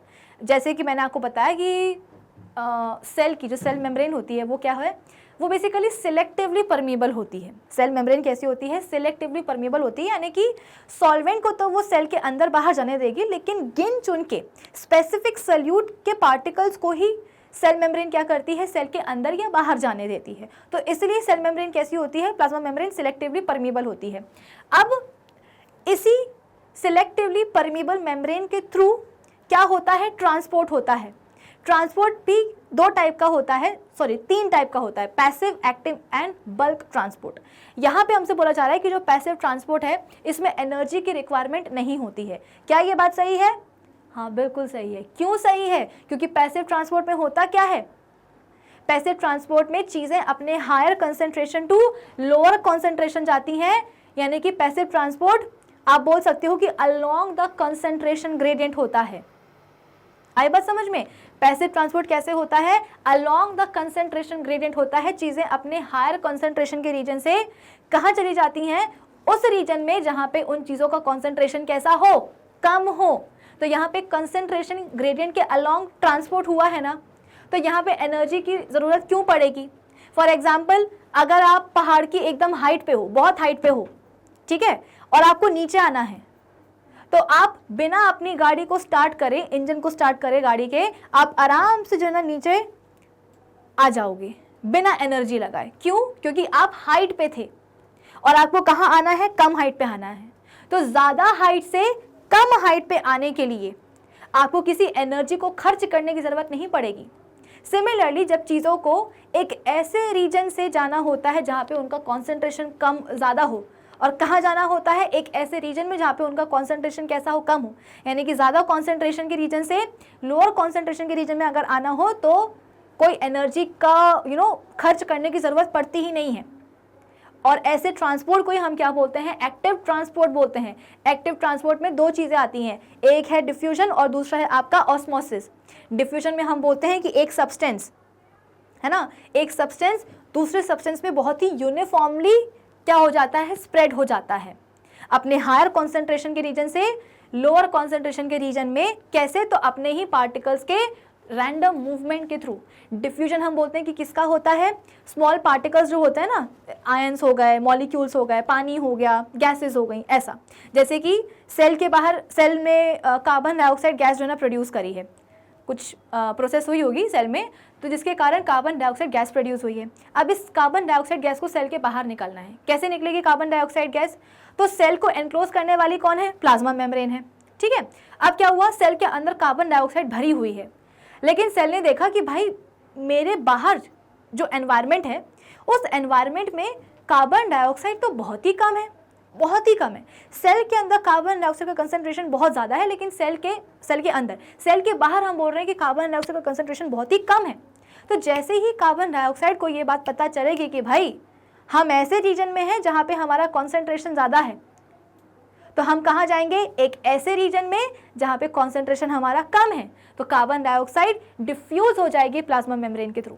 सिमिलरली सेल के बाहर एक्सटर्नल एनवायरनमेंट में ऑक्सीजन बहुत ज़्यादा है लेकिन सेल के अंदर कम है, तो जैसे ही O2 को पता चलेगा कि भाई हम तो एक ऐसी जगह है जहाँ पे हमारा जो कॉन्सेंट्रेशन है वो बहुत ज़्यादा है और सेल के अंदर कम है, तो जो O2 है वो सेल के बाहर से सेल के अंदर आ जाएगी डिफ्यूज होकर के थ्रू प्लाज्मा मेम्ब्रेन। तो यहाँ पे आप देख सकते हो कि कोई भी एनर्जी को खर्च करने की ज़रूरत पड़ी ही नहीं। क्यों? क्योंकि पैसिव ट्रांसपोर्ट कैसा होता है, अलोंग द कॉन्सेंट्रेशन ग्रेडियंट होता है, इसलिए एनर्जी को खर्च करने की ज़रूरत पड़ती ही नहीं है। रीज़न हमने पता कर लिया है, अब हमें बस इतना देखना है कि हमारा रीज़न सवाल के रीज़न के साथ में मैच कर रहा है या नहीं कर रहा है। कि it occurs due to concentration gradient of materials, बिल्कुल सही बात है। जो पैसिव ट्रांसपोर्ट है वो मटेरियल्स के कॉन्सेंट्रेशन ग्रेडियंट के कारण ही होता है। तो असर्शन सही है, रीज़न भी सही है और रीज़न हमारे असर्शन को एक्सप्लेन भी कर रहा है। इसका मतलब क्या, ऑप्शन ए को चूज करने की बारी आ चुकी है। तो इस सवाल का सही जवाब क्या होगा, ऑप्शन ए। कि क्यों नहीं खर्च करनी पड़ रही है पैसिव ट्रांसपोर्ट में एनर्जी, क्योंकि वो कॉन्सेंट्रेशन ग्रेडियंट के अलोंग होता है, तो एनर्जी को खर्च करने की ज़रूरत पड़ती नहीं है। अब क्वेश्चन नंबर 8 का असर्शन हमसे क्या बोल रहा है कि RBCs kept in hypotonic solution will swell, यानी कि अगर हमने आरबीसीज को हाइपोटोनिक सोल्यूशन में रखा है तो आरबीसीज फूल जाएंगी। सबसे पहली बात तो ये है कि ये डिसाइड करो कि ये बात सही है या गलत है। बिल्कुल सही है। आप इस चीज़ को डायग्राम से भी समझ सकते हैं कि हमारे पास क्या है, आरबीसीज है। इन आरबीसीज को हमने कहाँ रखा है, एक हाइपोटोनिक सोल्यूशन में रखा है, तो हाइपोटोनिक सोल्यूशन में जो आरबीसीज हैं वो फूल जाएंगी। अगर हम आरबीसीज को हाइपरटोनिक सोल्यूशन में रखते हैं तो आरबीसीज क्या हो जाती हैं, श्रिंक हो जाती हैं। अब सबसे पहली बात तो ये है, ये तो हमें समझ में आ गया कि जो असर्शन है वो बिल्कुल सही है। असर्शन का जो स्टेटमेंट है वो क्या है, एक ट्रू स्टेटमेंट है, लेकिन अब हमें असर्शन का रीज़न खुद ही निकालना होगा। तो सबसे पहले आपको ये पता होना चाहिए कि आखिर ये हाइपोटोनिक सोल्यूशन क्या होता है। ये एक ऐसा सोल्यूशन है जिसमें कि सल्यूट कम है और सॉल्वेंट ज़्यादा है। देखो वैसे है कि किसी भी सोल्यूशन के दो कंपोनेंट होते हैं, एक सल्यूट और दूसरा सॉल्वेंट। तो यहाँ पे हम बोल सकते हैं हाइपोटोनिक सोल्यूशन में कि जो सल्यूट है वो कैसा है, कम है, और सॉल्वेंट ज़्यादा है। अगर हम बात करेंगे हाइपरटोनिक सोल्यूशन की तो इसमें सल्यूट कैसा होगा, ज़्यादा होगा और सॉल्वेंट कम होगा। अब हाइपोटोनिक सोल्यूशन में भी क्या है, सल्यूट है, सॉल्वेंट है, और इसी हाइपोटोनिक सोल्यूशन में जो आरबीसीज पड़ी हुई हैं उन आरबीसीज में भी क्या है, सल्यूट है और सॉल्वेंट है। लेकिन आरबीसीज के अंदर जो सॉल्वेंट है वो सॉल्वेंट कैसा है, कम है। तो किससे कम है, तो जिस सोल्यूशन में हमने आरबीसीज को डाला है उसी सोल्यूशन के सॉल्वेंट से आरबीसी के अंदर का जो सॉल्वेंट है वो क्या है, कम है। अभी हम मान के चलते हैं कि यहाँ पे इस केस में जो सोल्यूशन है उसमें सॉल्वेंट क्या है, पानी है, ठीक है। इस केस में जो हमने सोल्यूशन लिया है, इस केस में जो हमने सोल्यूशन लिया है, इस सोल्यूशन में जो सॉल्वेंट है वो क्या है, पानी है। तो आप बोल सकते हो कि आरबीसी के अंदर भी पानी है और जिस सोल्यूशन में उसे डाल के रखा है उस सोल्यूशन में भी क्या है, पानी है। लेकिन जैसे ही सॉल्वेंट या पानी को पता चलेगा कि भाई जिस सोल्यूशन में अभी हम है ना वो सोल्यूशन क्या है, एक ऐसा रीजन है जहाँ पे हमारा कॉन्सेंट्रेशन कैसा है, ज़्यादा है, वहीं आरबीसीज के अंदर पानी या सॉल्वेंट का जो कॉन्सेंट्रेशन है वो कैसा है, कम है। यानी कि सोल्यूशन क्या हुआ, एक आप बोल सकते हो कि सॉल्वेंट का हाई कॉन्सेंट्रेशन वाला रीजन हुआ, और आरबीसी क्या हो गई है, आरबीसीज सॉल्वेंट या पानी का लो कंसंट्रेशन वाला रीजन हो चुकी है। क्या आपको समझ में आया कि हमने दो रीजन्स बना दिए हैं, एक सोल्यूशन और दूसरा आरबीसी। सोल्यूशन एक ऐसा रीजन है जहाँ पे सॉल्वेंट का या पानी का जो कॉन्सेंट्रेशन है वो कैसा है, ज़्यादा है, कहाँ, सोल्यूशन में। और आरबीसी एक ऐसा रीजन है जहाँ पे सॉल्वेंट या पानी का जो कॉन्सेंट्रेशन है वो कैसा है, कम है। तो जैसे कि मैंने आपको बताया कि जब भी चीज़ों को पता चलता है कि भाई हम एक ऐसे रीजन में है जहाँ पे हमारा कॉन्सेंट्रेशन ज़्यादा है, हमारे सामने एक ऐसा रीजन है जहाँ पे कॉन्सेंट्रेशन कैसा है, हमारा कम है, तो हम क्या करेंगे, हायर कॉन्सेंट्रेशन से लोअर कॉन्सेंट्रेशन के रीजन में आगे बढ़ जाएंगे। तो एग्जैक्टली यहाँ पे भी यही होने वाला है कि जो पानी होगा ना वह सोल्यूशन से निकलेगा, अपने हायर कॉन्सेंट्रेशन वाले रीजन से निकलेगा और कहाँ जाएगा, लोअर कॉन्सेंट्रेशन वाले रीजन में जाएगा, यानी कि आरबीसी इसके अंदर घुस जाएगा। अब आरबीसी के अंदर कोई पानी भरेगा तो आरबीसी फूलेंगी नहीं क्या, बिल्कुल फूलेंगी। ये हुआ क्या, हाइपोटोनिक सोल्यूशन का कमाल। किसमें आपने देखा, आरबीसीज में देखा। अब हम बात करते हैं हाइपरटोनिक सोल्यूशन की। ये था हाइपोटोनिक, अब हम बात करते हैं हाइपरटोनिक सोल्यूशन की कि हाइपरटोनिक सोल्यूशन में सल्यूट ज़्यादा होता है, सॉल्वेंट कम होता है। तो अब क्या होगा, आरबीसी जो हमने डाली हुई हैं हाइपरटोनिक सोल्यूशन में, उन आरबीसीज के सॉल्वेंट को जैसे ही पता चलेगा कि भाई जिस सोल्यूशन में हम है ना उस सोल्यूशन में सॉल्वेंट कैसा है, कम है, आरबीसी के अंदर सॉल्वेंट ज़्यादा है कंपेरेटिवली, है ना, आरबीसीज के अंदर सॉल्वेंट है वो ज़्यादा है, किसके कंपैरिजन में, तो जिस सोल्यूशन में उनको रखा गया है उस सोल्यूशन के सॉल्वेंट के कंपैरिजन में। तो जैसे ही आरबीसीज को पता चलेगा कि अरे यार हम जिस सोल्यूशन में है वहाँ पे सॉल्वेंट कैसा है, कम है, तो क्या करना पड़ेगा, हायर कॉन्सेंट्रेशन से लोअर कॉन्सेंट्रेशन में जाना पड़ेगा। इसका मतलब क्या कि जो सॉल्वेंट है वो आरबीसी से बाहर निकलेगा, अपने हायर कॉन्सेंट्रेशन के रीजन से बाहर निकलेगा और कहाँ जाएगा, सोल्यूशन में, यानी कि लोअर कॉन्सेंट्रेशन के रीजन में। इसका मतलब क्या, आरबीसी से सॉल्वेंट बाहर निकलेगा, पानी बाहर निकलेगा तो आरबीसी सिकुड़ जाएंगी। यहाँ आरबीसी के अंदर पानी जा रहा है तो वो फूल रही हैं, यहाँ पे आरबीसी के अंदर का पानी बाहर निकल रहा है, इसके कारण वो पचक रही हैं। और यहाँ पे आइसोटोनिक सोल्यूशन में कुछ नहीं होगा, जैसी आरबीसीज हैं वैसी की वैसी रहेंगी। अच्छा, कब तक पानी बाहर निकलेगा या कब तक पानी बाहर जाएगा, जब तक कि दोनों में ही सॉल्वेंट का जो कॉन्सेंट्रेशन है वो बराबर बराबर ना हो जाए, आरबीसी के अंदर और आरबीसी के बाहर सोल्यूशन में। आई बात समझ में? तो हमने असर्शन पता कर लिया है सही है, उसका रीजन हमने पता कर लिया है। अब हमें ये देखना है कि हमारा रीजन असर्शन के रीजन को, मतलब सवाल के रीजन को मैच कर रहा है या नहीं कर रहा है। कि movement of water occurs from outside to inside the RBC, बिल्कुल सही है। अगर आप आरबीसी को हाइपोटोनिक सोल्यूशन में डालोगे तो आरबीसी फूलेगी, बात बिल्कुल सही है। आरबीसी क्यों फूल रही है, क्योंकि पानी का मूवमेंट हुआ है कहां से कहां, from outside to inside of the RBC. RBC के बाहर से आरबीसी के अंदर में क्या हुआ है, पानी का मूवमेंट हुआ है, जिसके कारण आरबीसी फूल गई है कहां, हाइपोटोनिक सोल्यूशन में। तो हमने भी तो यही पता किया था कि देखो ना, इस डायग्राम से हमने क्या पता किया था कि आरबीसी के अंदर पानी आ रहा है। जैसे ही पानी को पता चला कि अरे यार सोल्यूशन के पानी को, सोल्यूशन के सॉल्वेंट को, पानी को, कि अंदर आरबीसी के अंदर तो हमारा कॉन्सेंट्रेशन कम है, चलो चलते हैं, तो बेसिकली क्या होगा, यहाँ पे एंडोस्मोसिस होगा। और आप बोल सकते हो कि एंडोस्मोसिस से पानी आरबीसी के अंदर जाएगा और आरबीसी फूल जाएगी। तो आरबीसी क्यों फूल रही है, क्योंकि पानी का मूवमेंट हो रहा है बाहर से अंदर की तरफ। तो असर्शन सही है, रीजन हमारे असर्शन को एक्सप्लेन भी कर रहा है। इसका मतलब क्या, हम चूज करेंगे यहाँ पे ऑप्शन ए। तो एक बहुत ही बेसिक ट्रिक मैंने आपको समझाई है असर्शन रीजन टाइप क्वेश्चंस को सॉल्व करने की। मुझे पूरी उम्मीद है कि ये ट्रिक सबके बच्चों के काम आएगी। ठीक है, चलिए अब इसके बारे में हम बात करते हैं अपने नेक्स्ट क्वेश्चन की, कि the outer membrane of mitochondria is folded into cristae. Mitochondria की जो अंदर की मेम्ब्रेन होती है, देखा जाए तो माइटोकॉन्ड्रिया क्या है, एक सेल ऑर्गेनल है। इसका शेप कैसा होता है, सॉसेज जैसा, या आप इसको ओवल भी बोल सकते हो, सिलेंड्रिकल शेप भी बोल सकते हो। कभी कभी माइटोकॉन्ड्रिया हम बोलते हैं कि स्फेरिकल शेप का भी होता है। ठीक है, तो ये एक ऐसा सेल ऑर्गेनल है जिसको कि दो मेम्ब्रेन्स बाउंड करती हैं, एक आउटर वाली और एक इनर वाली। तो सवाल में बोला जा रहा है असर्शन में कि माइटोकॉन्ड्रिया की जो बाहर वाली मेम्ब्रेन है, आउटर मेम्ब्रेन है, वो क्या होती है, वो फोल्डेड होती है इनटू क्रिस्टे। क्या ये चीज सही है? ऐसा है कि बायोलॉजी में ना बिना डायग्राम को याद करे कुछ काम होता ही नहीं है। ये क्या है, आपका पूरा माइटोकॉन्ड्रिया, जैसे कि मैंने आपको इसका शेप बताया था, सॉसेज जैसा होता है, सिलेंड्रिकल भी बोल सकते हो, ओवल भी बोल सकते हो, और कभी कभी इसका शेप स्फेरिकल भी होता है। तो ये क्या है, माइटोकॉन्ड्रिया की आउटर मेम्ब्रेन है।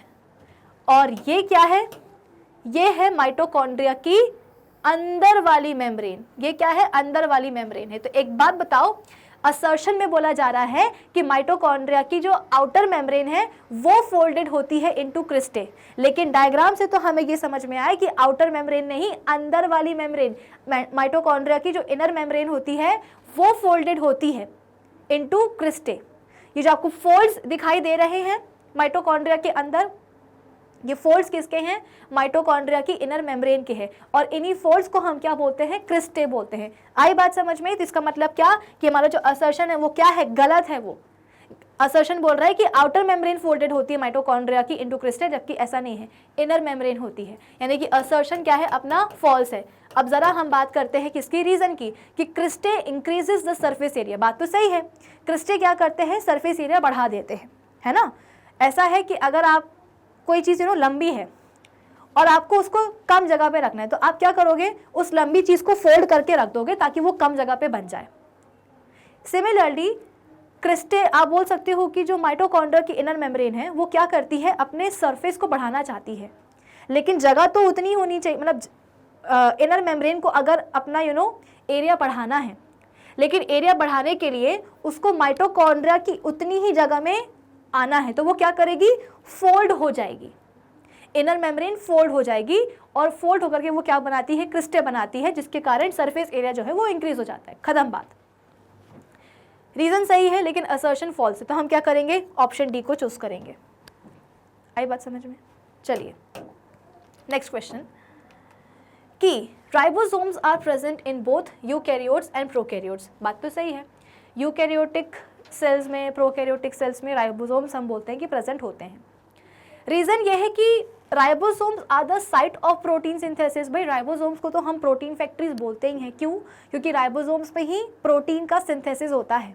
बात तो बिल्कुल सही है, लेकिन क्या ये रीजन हमारे असर्शन के स्टेटमेंट को जस्टिफाई कर रहा है? भाई आपसे बोला गया है असर्शन में कि राइबोसोम्स प्रोकैरियोट्स और यूकैरियोट्स दोनों में ही प्रेजेंट होते हैं, तो बात तो सही है, क्यों, चाहे वो प्रोकैरियोटिक सेल हो चाहे वो यूकैरियोटिक सेल हो, दोनों ही सेल्स को प्रोटीन की तो रिक्वायरमेंट होगी ना। तो क्या हुआ कि प्रोकैरियोटिक सेल में हम बोल रहे हैं कि जो प्रोकैरियोटिक सेल है वो कैसे होते हैं, प्रिमिटिव टाइप के सेल होते हैं, यानी कि पुराने ज़माने के सेल होते हैं। उनके पास जो है ना एक वेल डेवलप्ड न्यूक्लियस नहीं होता, उनके पास न्यूक्लियोइड होता है न्यूक्लियस के नाम पे। तो क्या हुआ, सेल तो वो भी है ना, प्रोकैरियोटिक सेल भी तो एक सेल है, तो चाहे वो यूकैरियोटिक हो चाहे वो प्रोकैरियोटिक हो, हर एक सेल को क्या चाहिए है, प्रोटीन चाहिए है। तो प्रोटीन के लिए प्रोटीन फैक्ट्रीज जहाँ पे प्रोटीन का सिंथेसिस होता है, जिन्हें हम राइबोसोम्स कहते हैं, उनका होना इंपॉर्टेंट है। तो अगर प्रोकैरियोट्स और यूकैरियोट्स में राइबोसोम्स है तो अच्छी बात है, क्यों, क्योंकि उन दोनों ही टाइप के सेल्स को प्रोटीन की ज़रूरत है। ये रीज़न हुआ। इसका क्या मतलब है कि राइबोसोम्स जो है ना प्रोटीन को सिंथेसाइज करते हैं, यानी कि प्रोटीन सिंथेसिस की साइट होते हैं, इसीलिए जो है ना प्रोकैरियोट्स और यूकैरियोट्स दोनों में ही जो है ना प्रेजेंट होते हैं। नहीं, ऐसा तो नहीं है। तो हम क्या करेंगे, यहाँ पे ऑप्शन बी चूज करेंगे कि भाई असर्शन भी सही है, रीज़न भी सही है, लेकिन रीज़न हमारे असर्शन का सही एक्सप्लेनेशन नहीं है। आई बात समझ में? चलिए आगे बढ़ जाते हैं कि plant cells have a single large vacuole. क्या ये बात सही है कि प्लांट सेल के पास एक बड़ा सा लार्ज वैक्यूल होता है? हाँ बिल्कुल सही है। मैंने आपको बताया ना कि बायोलॉजी में बिना डायग्राम को याद करे काम आगे बढ़ता ही नहीं है। इस बारे में खुश मत होना कि आपके फर्स्ट टर्म में केवल एमसीक्यूज आएंगे तो डायग्राम हमें याद करने की ज़रूरत नहीं पड़ेगी। मैंने आपको जब हम एमसीक्यूज सॉल्व कर रहे थे उस समय मैंने आपको डायग्राम बेस्ड क्वेश्चंस भी सॉल्व करवाए हैं कि हो सकता है कि आपको एक अनलेबल्ड डायग्राम दे दिया जाए प्लांट सेल का, एनिमल सेल का या किसी सेल ऑर्गेनल का, और आपको बोला जाए कि भैया सही जो है ना लेबलिंग आप मैच करो। तो ऐसे सवाल भी आ सकते हैं। तो किसी गलतफहमी में मत रहना, पढ़ना आपको सारी चीज़ें हैं, बस प्रैक्टिस आपको एमसीक्यूज़ की करनी है, ऐसे सवालों की करनी है। ये नहीं कि एमसीक्यूज़ आ रहे तो हम जो है ना पढ़ने में जो है ना थोड़ी सी कंजूसी कर देंगे कि भाई एमसीक्यू तो आने नहीं। एमसीक्यूज़ आपके सिलेबस से ही बनेंगे, तो एमसीक्यूज़ को बनाने के लिए आपको पूरा का पूरा सिलेबस पढ़ना ज़रूरी है, और सिलेबस में डायग्राम्स भी आते हैं। तो यहाँ पे क्या बोला जा रहा है कि प्लांट सेल में एक बड़ा सा लार्ज सेंट्रल वैक्यूल होता है कि नहीं होता है? बिल्कुल होता है। जिन बच्चों को डायग्राम याद है उनको ये चीज़ पता होगी, जिनको याद नहीं है वो अभी के अभी अपनी एनसीईआरटी बुक निकालो और उसमें प्लांट सेल का डायग्राम देखो, ताकि आपको आगे से ये चीज़ याद रहे कि डेफिनेटली प्लांट सेल के पास एक बड़ा सा सेंट्रल वैक्यूल होता है। क्यों होता है ये बड़ा सा सेंट्रल वैक्यूल? क्योंकि होता है ये है कि जैसे जैसे प्लांट सेल मैच्योर होता है, जो छोटे छोटे से वैक्यूल्स प्रेजेंट होते हैं प्लांट सेल में, वो सभी के सभी वैक्यूल्स क्या हो जाते हैं, कंबाइन होते जाते हैं, और कंबाइन होते होते होते होते होते एक बड़ा सेंट्रल वैक्यूल बना लेते हैं। तो डेफिनेटली प्लांट सेल के पास एक सिंगल लार्ज वैक्यूल होता है। क्यों? क्योंकि एट मैच्योरिटी जैसे जैसे प्लांट सेल मैच्योर होगा वैसे वैसे जितने भी छोटे छोटे वैक्यूल्स होंगे प्लांट सेल के साइटोप्लाज्म में, वो सभी के सभी फ्यूज होकर के एक बड़ा सा सेंट्रल वैक्यूल बना लेते हैं। असर्शन सही है, रीज़न भी मैंने आपको बता दिया। अब ज़रा अपना जो रीज़न है, सवाल का रीज़न है, वो हम देखते हैं कि vacuole is responsible for ingestion of food substance. क्या वैक्यूल खाने के फूड सब्सटेंस के इंजेशन के लिए रिस्पॉन्सिबल होता है? बिल्कुल भी नहीं। ये क्या बात हुई भाई? वैक्यूल क्या होते हैं? वैक्यूल सेल्स में ना स्टोरेज सैक होते हैं, यानी कि वैक्यूल्स के अंदर कुछ ना कुछ चीज़ें स्टोर की जाती हैं, सॉलिड चीज़ें, लिक्विड चीज़ें, कि फॉर सपोज सेल ने जो है ना खाना खाया है, तो वो जो खाना होगा ना वो एक वैक्यूल के अंदर जाकर के स्टोर हो जाएगा, जिसको कि हम फूड वैक्यूल बोलते हैं। सेल ने कुछ एक्सक्रीशन किया है तो उसका जो वेस्ट होगा ना वो भी क्या होगा, एक बोरे में, एक सैक में, एक वैक्यूल में जाकर के भर जाएगा। तो बेसिकली वैक्यूल्स क्या होते हैं सेल में, चाहे वो एनिमल हो चाहे वो प्लांट सेल हो, वैक्यूल्स स्टोरेज सैक होते हैं जहाँ पे कुछ ना कुछ चीज़ें स्टोर की जाती हैं। यहाँ पे बोला जा रहा है कि खाने के इंजेशन के लिए वैक्यूल्स रिस्पॉन्सिबल है, नहीं, वैक्यूल्स का काम होता है चीज़ों को स्टोर करना। उससे मतलब नहीं है कि खाना इनका इंजेशन हो रहा है या नहीं हो रहा है, उससे कोई मतलब नहीं है।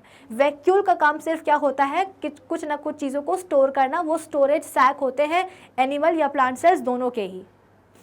तो ऑप्शन सी क्या है, गलत ही है, मतलब जो अपना रीज़न है उसका स्टेटमेंट गलत ही है। तो हम क्या करेंगे, ऑप्शन सी को चूज़ करेंगे कि भाई असर्शन तो बिल्कुल सही है लेकिन रीज़न कैसा है, अपना एक फॉल्स स्टेटमेंट है। आई बात समझ? चलिए नेक्स्ट क्वेश्चन पे हम जाते हैं कि endoplasmic reticulum acts as an intracellular transport system. जो एंडोप्लाज्मिक रेटिकुलम है वो एक इंट्रासेलुलर ट्रांसपोर्ट सिस्टम की तरह काम करता है। अब मुझे ये बताओ, सबसे पहली बात तो ये है कि इस इंट्रासेलुलर ट्रांसपोर्ट सिस्टम का क्या मतलब है। इंट्रासेलुलर का मतलब ये है कि सेल के अंदर ही अगर कुछ चीज़ों का ट्रांसपोर्ट करवाना हो तो ट्रांसपोर्टेशन के लिए सेल के अंदर ही, within the cell, transportation के लिए, मटेरियल्स के ट्रांसपोर्टेशन के लिए हम किसको कांटेक्ट करते हैं सेल के अंदर, एंडोप्लाज्मिक रेटिकुलम। ऐसा मैं बोल रही हूँ क्या? नहीं, ऐसा आपका सवाल का असर्शन बोल रहा है कि एंडोप्लाज्मिक रेटिकुलम क्या होता है, एक इंट्रासेल्युलर ट्रांसपोर्ट सिस्टम की तरह काम करता है। सबसे पहले तो आप मुझे ये बता दो कि क्या ये स्टेटमेंट सही है या नहीं है, रीज़न को हम बाद में पता करेंगे, ठीक है ना। क्या ये स्टेटमेंट सही है? तो याद करो, मैंने आपको समझाया है कि एंडोप्लाज्मिक रेटिकुलम होता क्या है, एक एक्सटेंसिव नेटवर्क होता है मेम्ब्रेन बाउंड ट्यूब्स का और वेसाइकल्स का, है ना। एंडोप्लाज्मिक रेटिकुलम क्या है, एक एक्सटेंसिव नेटवर्क है मेम्ब्रेन बाउंड ट्यूब्यूल्स और वेसाइकल्स का, जो कि सेल के न्यूक्लियस से सेल की सेल मेम्ब्रेन तक फैला रहता है। सेल की जो न्यूक्लियस है, ठीक है ना, सेल का जो न्यूक्लियस है, उस न्यूक्लियस की जो न्यूक्लियर मेम्ब्रेन है, उस न्यूक्लियर मेम्ब्रेन के ही कंटेनेशन में क्या होता है, आप बोल सकते हो कि रफ एंडोप्लाज्मिक रेटिकुलम शुरू हो जाता है। भाई ईआर भी दो टाइप के होते हैं, एसईआर और आरईआर। तो सेल के न्यूक्लियस की जो न्यूक्लियर एनवलप है, उस न्यूक्लियर एनवलप के कंटेनेशन में ही जो रफ एंडोप्लाज्मिक रेटिकुलम है वो शुरू हो जाता है। फिर रफ के बाद कौन आता है, स्मूथ एंडोप्लाज्मिक रेटिकुलम आता है। और ये स्मूथ एंडोप्लाज्मिक रेटिकुलम एक तरफ से, जैसे कि आप देख सकते हो कि ये क्या है, न्यूक्लियस है, न्यूक्लियस की जो न्यूक्लियर एनवलप है उसी एनवलप से क्या हुआ है, कंटेनेशन में आरईआर शुरू हो चुका है। तो आपको ये पूरा क्या दिखा रहा है, क्या दिखाई दे रहा है, आरईआर दिखाई दे रहा है। इस आरईआर के कंटेनेशन के बाद में ये क्या है, पूरा एसईआर है। तो ये एसईआर कहाँ तक जाएगा, एसईआर स्मूथ एंडोप्लाज्मिक रेटिकुलम एक तरफ से आरईआर से जुड़ा हुआ है और दूसरी तरफ से ये सेल की जो प्लाज्मा मेम्ब्रेन है ना उससे जुड़ा हुआ होता है। इसका मतलब क्या कि न्यूक्लियस से लेकर के सेल की जो सेल मेम्ब्रेन है उस पूरे एरिया में कौन फैला हुआ है, एंडोप्लाज्मिक रेटिकुलम फैला हुआ है।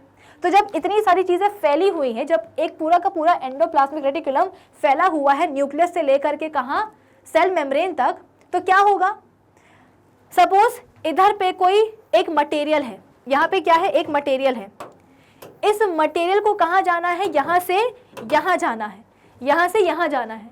तो एंडोप्लाज्मिक रेटिकुलम क्या बोलेगा कि भाई टेंशन क्यों कर रहे हो, मुझे दो, मैं दे देता हूँ।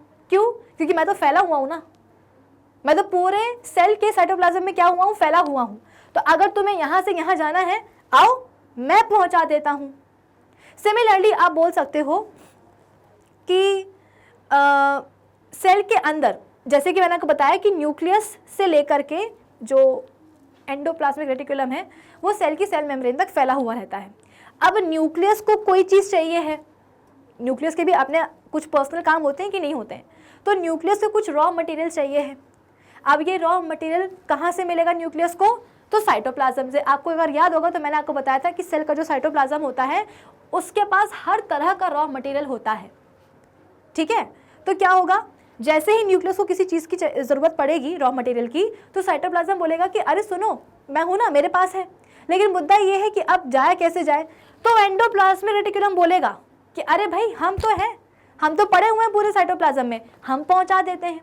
तो इंट्रासेल्यूलर आप बोल सकते हो कि ट्रांसपोर्टेशन के लिए सेल के अंदर ही मतलब क्या, कैसे, न्यूक्लियस से साइटोप्लाज्म में, साइटोप्लाज्म से न्यूक्लियस में, या साइटोप्लाज्म में ही डिफरेंट पार्ट्स में जब किसी चीज़ को ट्रांसपोर्ट करने की रिक्वायरमेंट होती है तो एंडोप्लाज्मिक रेटिकुलम क्या करता है, बढ़िया काम करता है। ये बात बिल्कुल सही है, यानी कि असर्शन जो है वो बिल्कुल सही है।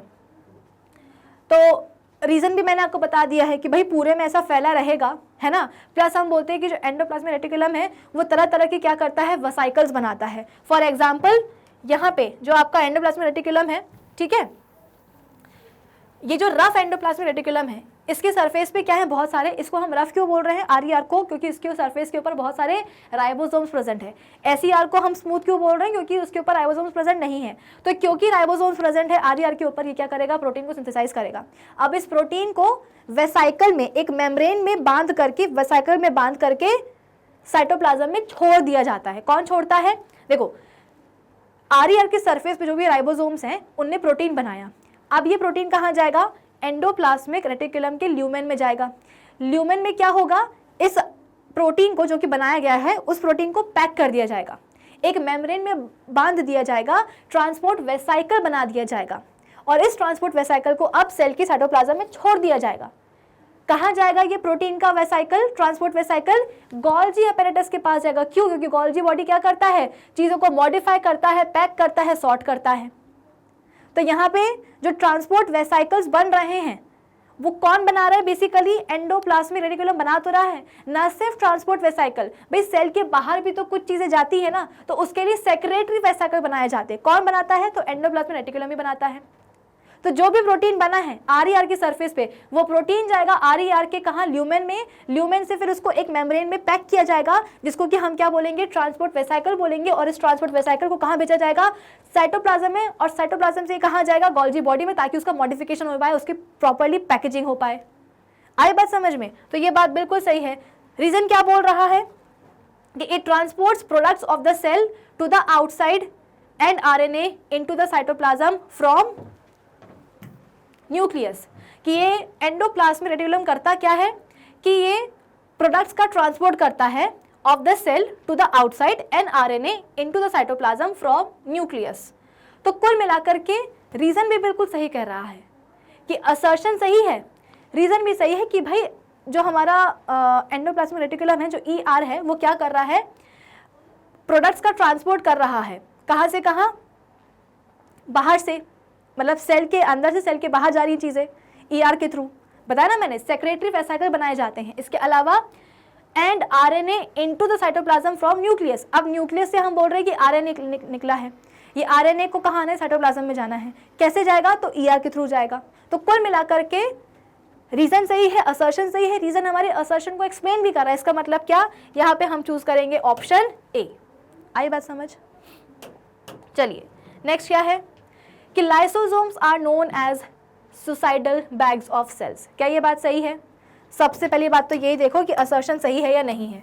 तो असर्शन तो अपनी जगह बिल्कुल सही है कि जो लाइसोसोम्स हैं उन्हें हम क्या बोलते हैं, सुसाइडल बैग्स ऑफ सेल्स बोलते हैं। क्यों? क्योंकि लाइसोसोम्स बेसिकली होते क्या है, मेम्ब्रेन बाउंड वेसाइकल्स होते हैं। लेकिन इन वेसाइकल्स में पता है क्या भरे होते हैं, हाइड्रोलिटिक एंजाइम्स। ये क्या होते हैं, डाइजेस्टिंग एंजाइम्स होते हैं। लाइसोसोम्स क्या होते हैं, मेम्ब्रेन बाउंड वेसाइकल्स होते हैं जिनमें कि hydrolytic enzymes, digesting enzymes present होते हैं। और ये ऐसे एंजाइम्स होते हैं जो कि किसी भी तरह के ऑर्गेनिक मैटर को डाइजेस्ट कर सकते हैं। अब सेल के अंदर साइटोप्लाज्म में ये लाइसोसोम्स होते हैं। अब आप बोलोगे कि मैम सेल के अंदर का जो साइटोप्लाज्म है उसमें तो खुद ही बहुत सारा ऑर्गेनिक मैटर है, अगर गलती से लाइसोसोम्स के पास सेल के साइटोप्लाज्म का ऑर्गेनिक मैटर आ गया तो लाइसोसोम तो उसको भी डाइजेस्ट कर डालेगा, यानी कि साइटोप्लाज्म ही खराब। अब अगर साइटोप्लाज्म ही खराब हो जाएगा तो फिर सेल भी तो खराब हो जाएगा ना, सेल तो मर जाएगा। इसीलिए तो हम बोलते हैं क्या, लाइसोसोम्स को suicidal bags of the cells. हम, आप बोल सकते हो कि सेल के अंदर जो लाइसोसोम्स होते हैं उनको मेम्ब्रेन में बाउंड करके रखना बहुत इंपॉर्टेंट होता है। जहां मेम्ब्रेन फटी लाइसोसोम्स की, लाइसोसोम मेम्ब्रेन के बाहर निकले, मतलब आप ये बोल सकते हो कि लाइसोसोम की जैसी मेम्ब्रेन फटी, मेम्ब्रेन के फटने से क्या होगा, अंदर की जो डाइजेस्टिंग एंजाइम्स होंगे ना वो सेल के साइटोप्लाज्म में आ जाएंगे और साइटोप्लाज्म के ऑर्गेनिक मैटर को खा डालेंगे और जिससे सेल मर जाएगा। तो इसे हम क्या बोलते हैं कि सेल ने सुसाइड कर लिया। नॉर्मली क्या होता है, सेल को कोई इंजरी हो गई है, कोई टॉक्सिन आ गया है, कोई पॉइजन आ गया है सेल के अंदर जिसके कारण सेल की डेथ हो गई है, लेकिन यहाँ पे तो ऐसा कुछ हुआ ही नहीं था, सेल अपने आप मर गया। सेल ने सुसाइड किया, क्यों सुसाइड किया, क्योंकि सेल की साइटोप्लाज्म में क्या प्रेजेंट है, लाइसोसोम्स प्रेजेंट है। ये लाइसोसोम्स क्या करते हैं, जिस सेल के अंदर प्रेजेंट है, जिस सेल की साइटोप्लाज्म के अंदर प्रेजेंट है, उसी साइटोप्लाज्म को खा जाते हैं। तो इसे हम क्या बोलेंगे कि सेल खुद ब खुद मर गया, यानी कि सेल ने सुसाइड कर लिया। इसीलिए लाइसोसोम्स को हम क्या बोलते हैं, suicidal bags of the cell. आई बात समझ। असर्शन सही है, रीजन क्या है वो भी मैंने आपको बता दिया है। अब जरा हम सवाल का रीजन देखते हैं कि lysosomes contain powerful enzymes capable of breaking down all the organic material. यही बात तो मैंने आपसे बोली थी कि हम लाइसोसोम्स को क्यों बोल रहे हैं सुसाइडल बैग्स ऑफ सेल्स, क्योंकि इनके अंदर बहुत सारे डाइजेस्टिव हाइड्रोलिटिक एंजाइम्स प्रेजेंट होते हैं जो कि हर तरह के ऑर्गेनिक मैटर को डाइजेस्ट कर सकते हैं। तो अगर लाइसोसोम्स के जो भी एंजाइम्स हैं उनके कांटेक्ट में सेल के साइटोप्लाज्म का ऑर्गेनिक मैटर आ गया तो वो उस ऑर्गेनिक मैटर को भी खा डालेंगे, साइटोप्लाज्म को भी खा डालेंगे। इसका मतलब क्या कि सेल ही मर जाएगा अपना। तो सेल क्या कर लेगा, सुसाइड कर लेगा। तो असर्शन सही है, रीजन सही है, रीजन असर्शन को एक्सप्लेन भी कर रहा है। इसका मतलब क्या, हम ऑप्शन ए को चूज करेंगे। चलिए नेक्स्ट क्वेश्चन क्या है कि chromatin material is visible as entangled mass of thread. क्या ये बात सही है? देखो ऐसा है कि सेल के पास क्या होता है, न्यूक्लियस होता है। न्यूक्लियस के अंदर क्या भरा होता है, न्यूक्लियोप्लाज्म।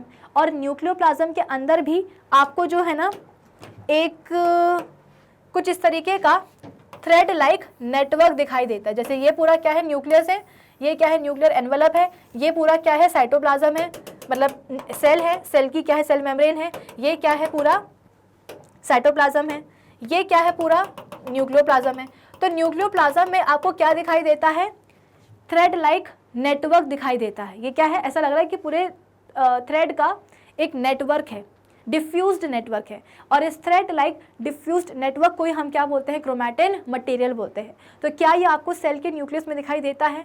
बिल्कुल दिखाई देता है, यानी कि असर्शन सही है कि क्रोमैटिन मटेरियल क्या है, is visible as entangled mass of thread. सही बात है। अब रीजन क्या बोल रहा है कि it is found in a cell which is not dividing. बात भी बिल्कुल सही है कि ये उस सेल में हमें दिखाई देता है जो कि अभी डिवाइड नहीं कर रहा होता है। ये चीज़ मैंने आपको समझाई है कि अगर आपको किसी सेल के न्यूक्लियस में, न्यूक्लियोप्लाज्म में क्रोमैटिन मटेरियल दिखाई दे, एक डिफ्यूज्ड डेंस नेटवर्क दिखाई दे थ्रेड का, तो वो क्या होगा, क्रोमैटिन मटेरियल होगा। ये बात बिल्कुल सही है। और ये आपको कब दिखाई देगा, जब वो सेल नॉन डिवाइडिंग होगा, यानी कि जब वो डिवाइड नहीं कर रहा होगा। तो असर्शन सही है, रीजन भी सही है, लेकिन क्या रीजन हमारे असर्शन को सही तरीके से एक्सप्लेन कर रहा है? रीजन ये बोल रहा है कि ये उस सेल में मिलता है जो कि डिवाइड नहीं कर रहा होता है। बात तो बिल्कुल सही है, लेकिन ये सही एक्सप्लेनेशन कहाँ हुआ असर्शन का? असर्शन बोल रहा है कि क्रोमैटिन मटेरियल विजिबल होता है as entangled mass of the thread, और रीजन बोल रहा है कि भाई ये उस सेल में मिलेगा जो कि डिवाइड नहीं कर रहा होगा। तो दोनों ही अपनी जगह सही हैं, लेकिन रीजन हमारे असर्शन को एक्सप्लेन नहीं कर पा रहा है। इसका मतलब क्या, हम यहाँ पे चूज करने वाले हैं ऑप्शन बी, कि दोनों अपनी जगह सही हैं लेकिन रीजन असर्शन को एक्सप्लेन नहीं कर पा रहा है, इसलिए हम चूज करेंगे क्या, ऑप्शन बी। तो अगर हमारे रीजन का स्टेटमेंट हमारे असर्शन के स्टेटमेंट को एक्सप्लेन नहीं कर पा रहा है, तो फिर वो ऐसा क्या है जो कि असर्शन के स्टेटमेंट को एक्सप्लेन कर सकता है? भाई देखो ऐसा है, यह जो हमारे जितने भी असर्शन रीजन टाइप क्वेश्चंस हैं, इनको हम सॉल्व करने के लिए क्या ट्रिक अपना रहे हैं कि हम असर्शन पढ़ते हैं और असर्शन को पढ़ने के बाद में खुद ही उसका रीज़न अपनी नॉलेज के हिसाब से निकालते हैं। फिर हम अपने रीज़न को सवाल के रीज़न के साथ में मैच करके देखते हैं। तो अगर यहाँ पे हम बोल रहे हैं कि सवाल का जो रीज़न है वो एक्सप्लेन नहीं कर रहा है असर्शन को, तो फिर कौन सा रीज़न एक्सप्लेन कर सकता है असर्शन को?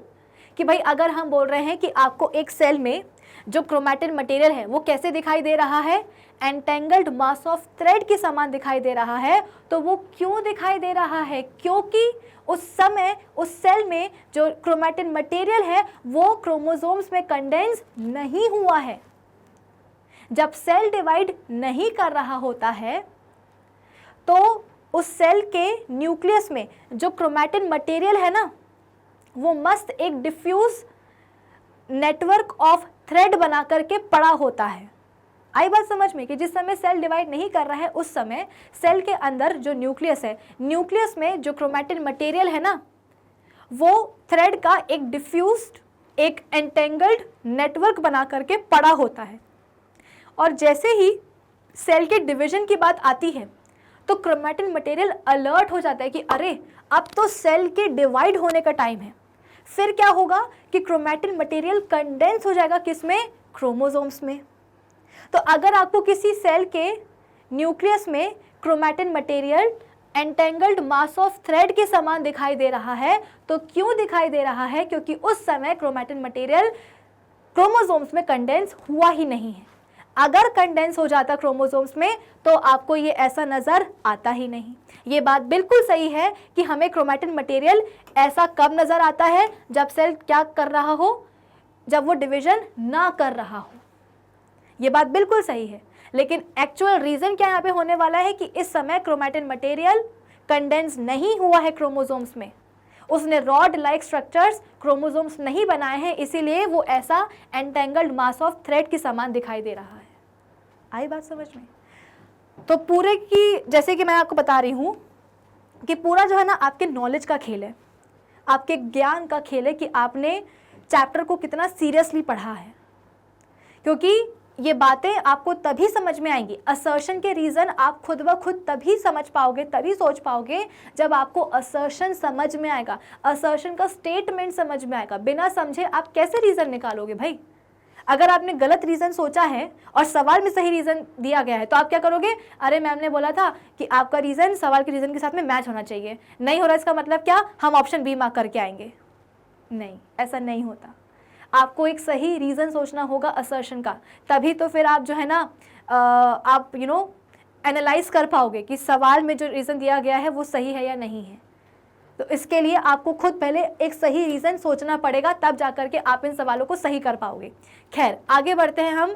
अब हम पहुंच चुके हैं अपने क्वेश्चन नंबर 15 पे। यहाँ पे हमसे क्या बोला जा रहा है असर्शन में कि multi cellular organisms have higher survival rate than unicellular organisms. हम मल्टी सेलुलर ऑर्गेनिजम्स में बोलते हैं कि उनका जो सर्वाइवल का रेट है वो क्या है, ज़्यादा होता है। तो किससे ज़्यादा होता है? यूनिसेलुलर ऑर्गेनिजम्स से ज़्यादा होता है। तो पहली बात तो आप मुझे ये बताओ कि क्या ये बात सही है? क्या ये बात सही है? हाँ बिल्कुल सही है। एक बात बताओ, अगर मुझे यहाँ पे एक चोट लग गई, सपोज मैं गिर गई चलते चलते, मुझे यहाँ पे चोट लग गई, खून भी बहने लगा, है ना, लेकिन क्या उस मामूली सी चोट से मैं मर सकती हूँ? ऑब्वियस सी बात है, बिल्कुल भी नहीं। अरे बच्चे तो, जो छोटे बच्चे होते हैं वो जब चलना सीखते हैं तो ऐसा तो नहीं कि एकदम से जो ना एक दिन चलना सीखते हैं और उसके बाद में वो कभी गिरते ही नहीं है। नहीं, बच्चे तो चलते चलते जाने कितने बार गिरते हैं। तो क्या जितने बार गिरते हैं उतने बार जो है ना, ऑब्वियस सी बात है चोट लगेगी, थोड़ी बहुत चोट लगेगी, लेकिन वो चोट, वो इंजरी बहुत ही माइनर सी होती है, ज़्यादा फर्क नहीं पड़ता है। ऐसा नहीं कि एक बार गिरे और उनकी तबीयत खराब हो गई, ऐसा नहीं होता है। लेकिन अगर मैं बात करूँ किसकी, एक अमीबा की, अमीबा किसका बना है? एक सिंगल सेल का बना है। तो अगर उस सिंगल सेल्ड अमीबा में कुछ इंजरी हो जाती है तो क्या अमीबा सरवाइव कर पाएगा? बहुत मुश्किल है सरवाइव करना। क्यों? क्योंकि उसकी पूरी बॉडी में ले दे करके केवल एक ही सेल है। अब उसमें भी अगर कोई परेशानी आ गई है तो फिर वो एक सेल जो सभी लाइफ प्रोसेसेस परफॉर्म करता है, वो लाइफ प्रोसेसेस वो परफॉर्म ठीक से नहीं कर पाएगा। और अगर फंक्शंस परफॉर्म नहीं किए गए हैं, लाइफ प्रोसेसेस परफॉर्म नहीं की गई हैं, तो जो सेल है वो जिंदा कैसे बचेगा, ऑर्गेनिज्म जिंदा कैसे बचेगा? तो सीधी सी बात है, हमारी बॉडी में इतने सारे, जैसे कि मैंने बोला कि मुझे चोट लग गई, अब जब चोट लगी है तो ऑब्वियस सी बात है जो सेल्स हैं वो डैमेज हुए हैं, कोई दिक्कत की बात नहीं है। डैमेज्ड सेल्स को जो है हटा दिया जाएगा और उन डैमेज्ड सेल्स की जगह पे नए सेल्स आ जाएंगे, यानी कि जो डैमेज्ड सेल्स हैं, जो डेड सेल्स हैं, उनको रिप्लेस कर दिया जाएगा नए सेल से। और नए सेल्स क्या करेंगे? अपना काम करेंगे, यानी कि चोट लगी भी है, खून बहा भी है, तो भी इंजरी ठीक हो जाएगी, घाव भर जाएगा। लेकिन अगर हम बात करेंगे किसकी? यूनिसेलुलर ऑर्गेनिजम्स की, तो उनकी बॉडी में तो केवल एक ही सेल होता है और अगर उसमें कोई डैमेज हो गया तो फिर वो ऑर्गेनिज्म नहीं बचता है। तो ये बात बिल्कुल सही है कि मल्टी सेलुलर ऑर्गेनिजम्स में उनका जो सर्वाइवल रेट है वो कैसा होता है? ज़्यादा होता है as compare to unicellular organisms. क्यों? क्योंकि यूनिसेलुलर ऑर्गेनिजम्स में केवल एक ही सेल होता है और अगर उसमें कोई डैमेज हुआ तो फिर उनके बचने के जो चांसेस होते हैं वो बहुत ही कम होते हैं। लेकिन अगर हम बात करते हैं किसकी? मल्टी सेलुलर ऑर्गेनिजम्स की, तो इनकी बॉडी में तो बहुत सारे सेल्स होते हैं। तो अगर कभी किसी सेल में डैमेज हो भी गया तो उस डैमेज्ड सेल को रिप्लेस करने के लिए नए सेल्स आ जाते हैं, किस्सा खत्म। कॉम्प्लेक्स ऑर्गेनिज्म, मतलब बेसिकली आप बोल सकते हो कि हमारे जो मल्टी सेलुलर ऑर्गेनिजम्स होते हैं ना, वो कैसे होते हैं? कॉम्प्लेक्स बॉडी होती है उनकी। प्लस हम बोलते हैं कि एक सेल के ऊपर जो है ना सारे फंक्शंस परफॉर्म करने का बोझ भी नहीं पड़ता है। जैसे कि मैंने आपको बताया कि अमीबा में एक ही सेल है तो उसको ले दे करके सारे काम खुद ही करने पड़ेंगे, एक्सक्रीशन भी, रिप्रोडक्शन भी, रेस्पिरेशन भी, सब कुछ। लेकिन जब हम बात करते हैं किसकी? मल्टी सेलुलर ऑर्गेनिजम्स की, तो डेफिनेटली इनकी जो बॉडी है वो कॉम्प्लेक्स होती है, लेकिन ये कॉम्प्लेक्सिटी कई हद तक अच्छी भी होती है कि एक सेल के ऊपर सारे फंक्शन को परफॉर्म करने का जो बोझ है वो नहीं रहता है, क्योंकि यहाँ पे डिविजन ऑफ लेबर देखने को मिलता है। ऐसे ऑर्गेनिजम्स में अलग अलग पार्ट्स अलग अलग फंक्शंस परफॉर्म करते हैं। तो अगर कभी कोई एक सेल बीमार पड़ भी जाएगा तो बाकी सेल्स आ जाएंगे उसकी कमी को पूरा करने के लिए। आई बात समझ में? रीजन देखते हैं कि in multi cellular organisms dead cells are replaced by new cells. Chromatin material is, अच्छा ये तो दूसरे उसका आ गया है।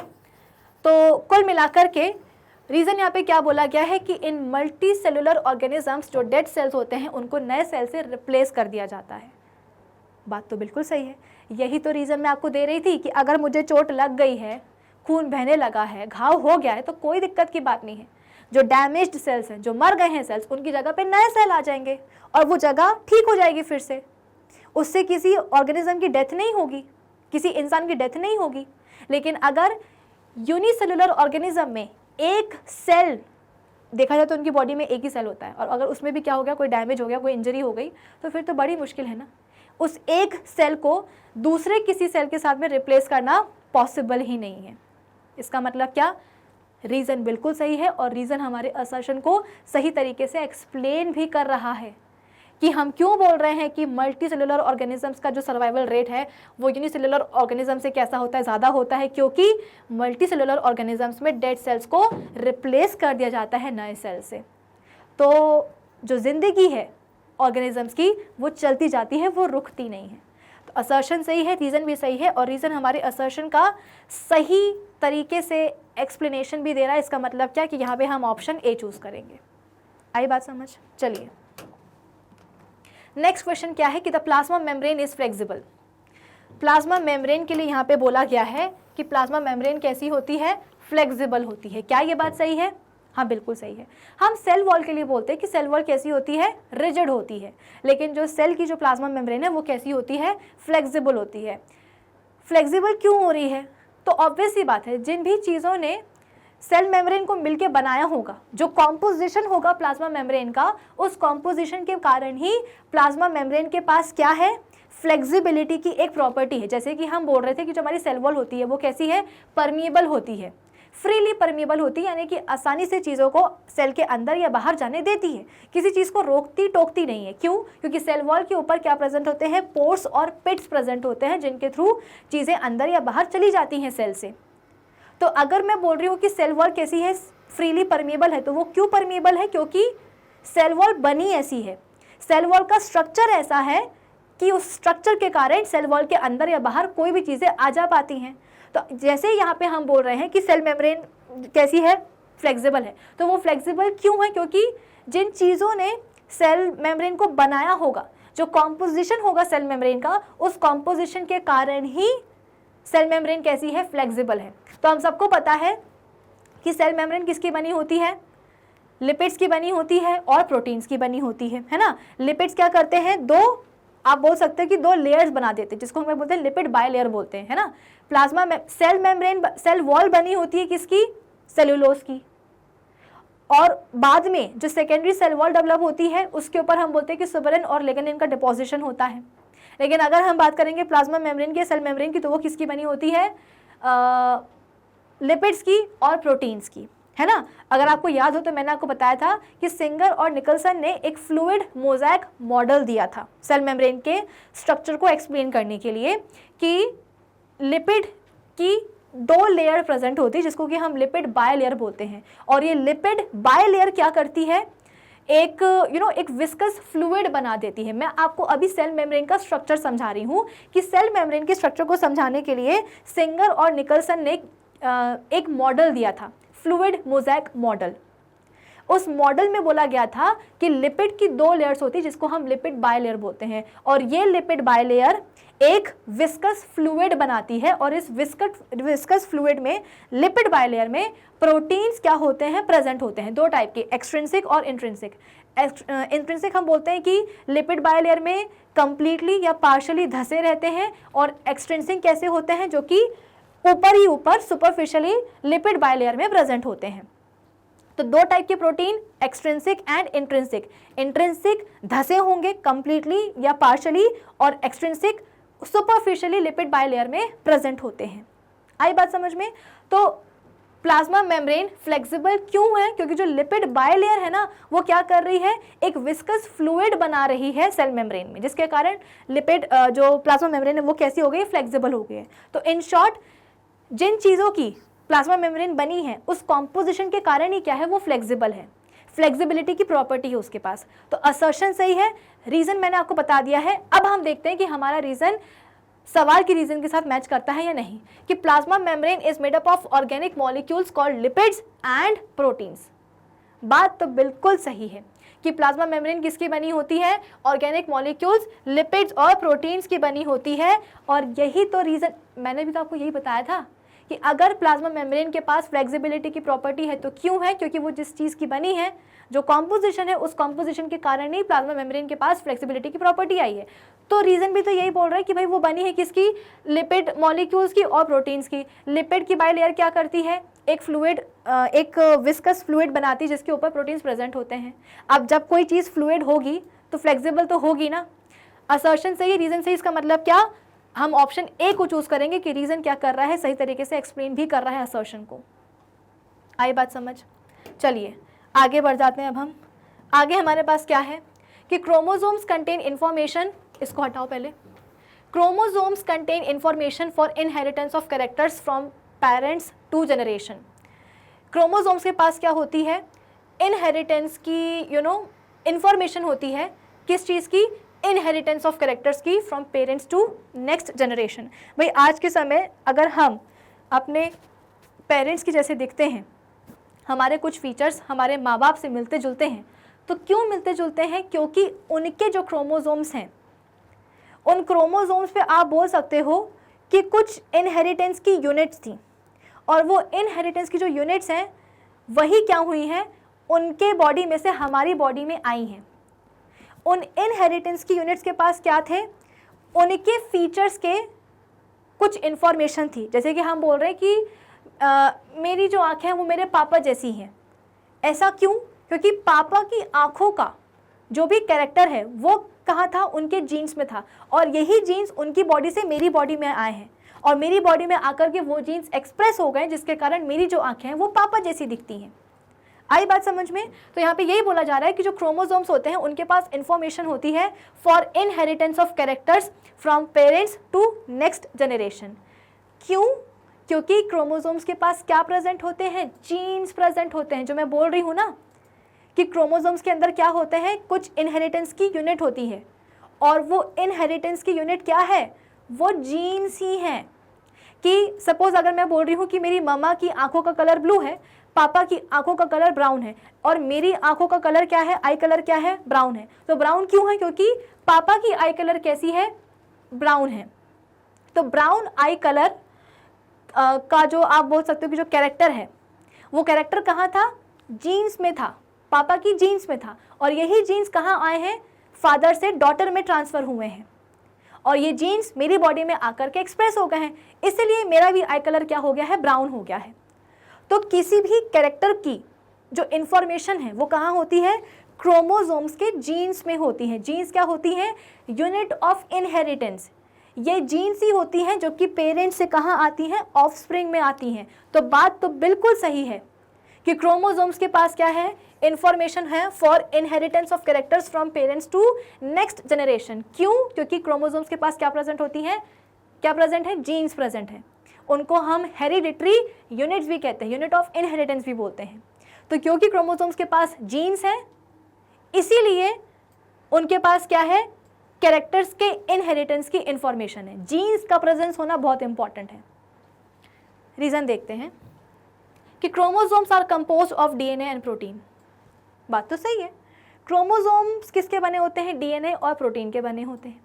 डीएनए के ऊपर ही हम बोल रहे हैं कि जीन्स हैं, लेकिन अगर रीजन में क्या दिया होता, जीन्स को मेंशन किया जाता है कि भाई क्रोमोसोम्स में क्या प्रेजेंट होते हैं, जीन्स प्रेजेंट होते हैं, तब जाकर के तो रीजन क्या करता, असर्शन को एक्सप्लेन करता। लेकिन यहाँ पे तो बोला जा रहा है कि क्रोमोसोम बने होते हैं डीएनए प्रोटीन के, तो बात तो बिल्कुल सही है, लेकिन ये बात हमारे असर्शन को एक्सप्लेन तो नहीं कर रही है ना। इसका मतलब क्या, we will go with option B कि असर्शन रीजन दोनों ही अपनी जगह सही है, लेकिन रीजन हमारे असर्शन को एक्सप्लेन नहीं कर पा रहा है सही तरीके से।